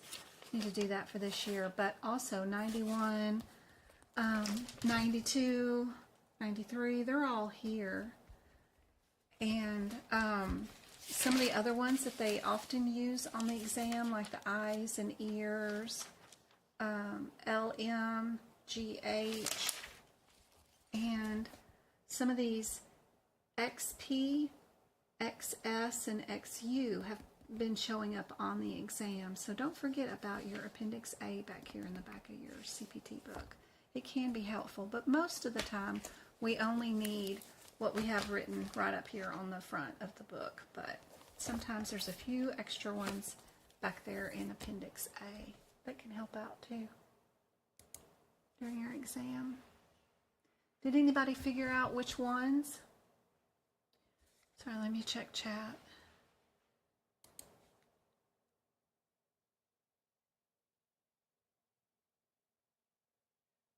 Good night, Tricia. I'll see you later. I'll try to come back on tomorrow night around the same time, okay? Because Travi has cheer practice Monday through Thursday, and it just really messes with my time to go live. So I will try to go live tomorrow night too.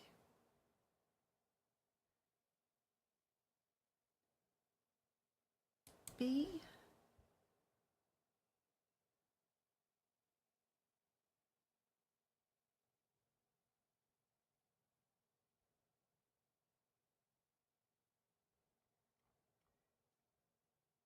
Answer is A on this one.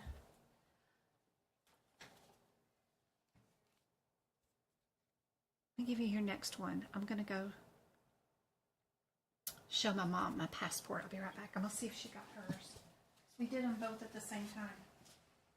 Hey, Mom, did you get your passport?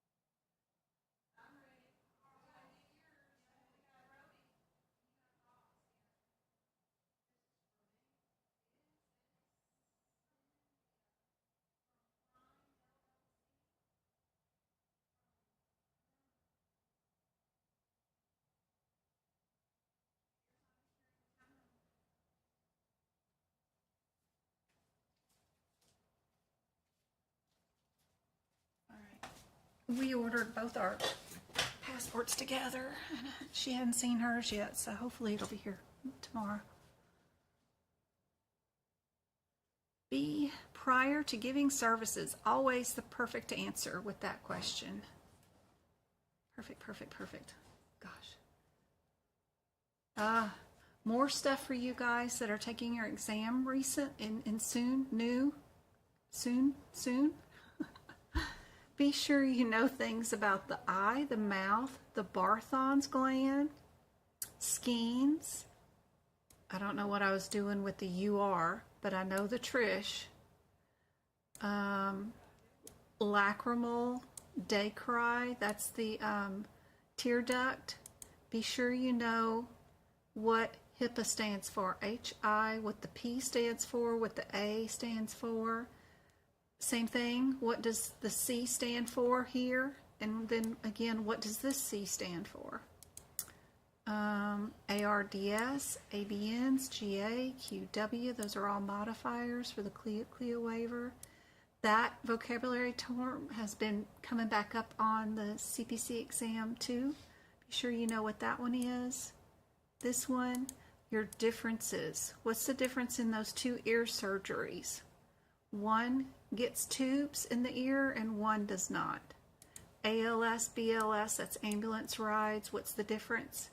And then that oral tumor right there. Super helpful to know that too. Just random info for you to do your own homework on and try to do those questions for your certification exam. This one, I see this number is written down twice. We would just need to know, would we times it by 13 or not?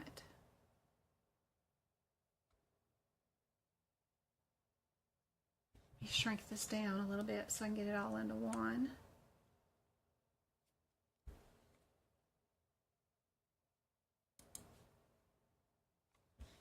we'll finish up with this question and then be done with today's. And I will try to be back on tomorrow. I do have a duck class this Thursday if you want to get in on it. 8:30 in the morning this Thursday, and then I won't have another one till the end of the month. So just in case anybody wants to get in on the class. Oh, that's for our fog machine. Okay, good.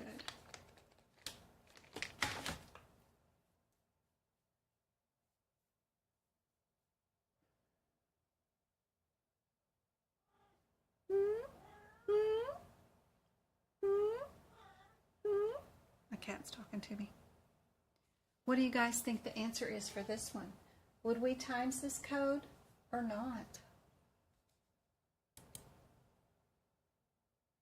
Or are we in total wrong area?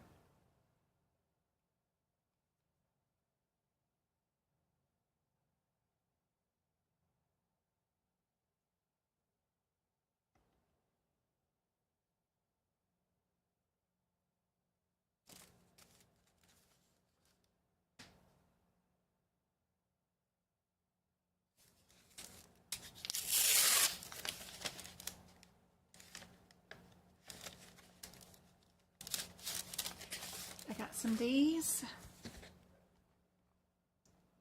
Perfect. D is the correct answer. You just needed to know your differences between hemodialysis and peritoneal dialysis for this one. So peritoneal goes through the body and we just draw the fluid out. It's kind of neat. This one definitely would have been D. I love this example because those CPT codes don't say the word each in them, so you don't know you can times it. At least this one doesn't. This one does have the word each in it, but this one does not, and you don't know that you can times it. So I like having that example written out next to those codes. So be sure you know that 90966 is an MD, okay? And that 99512 is also an MD, but in the home doing it.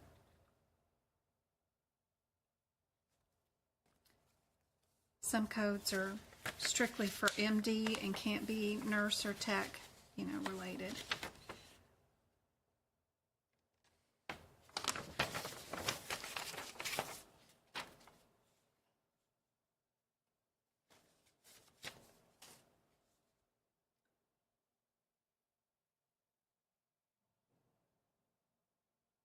Would that help you? Yes, because the questions that I do on Thursdays are difficult questions. They are the top 5% of the questions that are super tricky. There might be one word difference, and it's not the header or the descriptor, but there might be one word difference inside the code descriptors that you don't need to miss.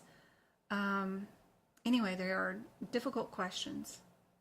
They are, I try to find some that are legit, not examples from A, B, C, D, E, and F. These are more advanced for those people that have failed their exam before and they want to, by 1 or 2 or 10 points, and they need to raise their score up. These are the ones that will show them what they did wrong on the original exam for sure. But yes, it's only $5 and you get the replay forever. So, and it's 2 hours, and the replay will be good. The link that you get to join will be the replay. So even if you can't join at that time, you can still watch the replay and practice those questions for sure. So I try to do as many as we're supposed to do in 2 hours, which is 50 questions in 2 hours of difficult questions. So sometimes I only get to 40 because I like to teach during those. And people are going to have these aha moments and ask questions because they do get to do a Q&A with me. But we try to do as many as we can. Plus, I give out more info about what somebody told me might have been on their exam that just recently took theirs. So,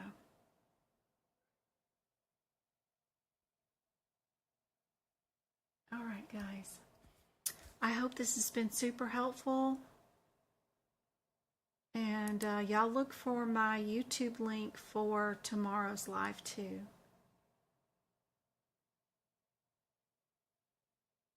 You're very welcome. Happy to help, guys. Y'all don't forget to set your clocks back, I guess. Yes, and we'll be on an extra hour early then tomorrow night. Huh? For you guys. That's awesome. All right. I love y'all. I will see you guys tomorrow. Have a happy Saturday night. Yeah, Sandra, I can show you real quick. Let's see. Add. Is it a display capture? I always forget which one. Or browser. Let me try browser. Okay. No, that ain't gonna help. Well, maybe. No, that ain't gonna help. I don't want to add that one. Let me try adding a different thing. Let's see. Display capture. Let's see if that's it. Okay. No, that wasn't it. Oh, Lord, no. Cancel, cancel, cancel. Okay, it's something else. Window capture. That's what I want to do. Yep, yep, yep, yep. All right, let me switch it to...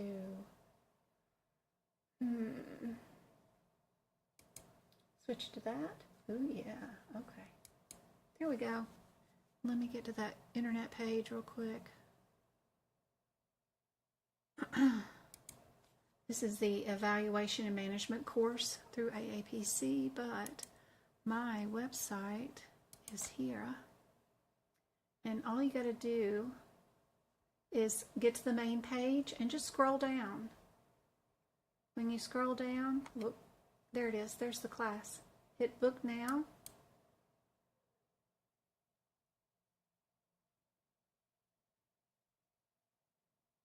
And then just fill out the info and hit book. Looky, looky, looky. I've got a new search bar in my website now. So if you're looking for digestion, CPT stuff, whatever, you can do a search bar and it'll search and find you everything that I have for that. So that's kind of cool because I know the shop gets kind of crazy. Don't forget about the resources page. It has book prep videos, CPT book pages, all free for you guys, and a blog that is all free for you guys. So don't forget about that too. But to book the class, you can go either just to the home page and scroll down to the little calendar, or you can hit at the top. I've got tutoring and workshops. You can click that tab. If you do it here, I think you have to pick on the date, which is the 9th, and then you have to pick the time, and then you got to hit next, and then it'll go to the correct page. But if you do it from the home page, you don't have to do all that extra stuff. You just say book it. That's it.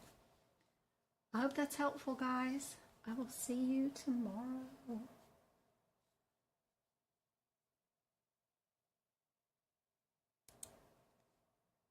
Thanks, Twinkle. You're welcome. Be sure and come back. We'll give away some more YouTube memberships too, okay?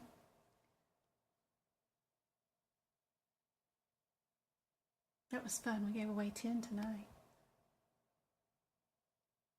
Be sure and leave me comments on what you would like me to go over with on tomorrow too.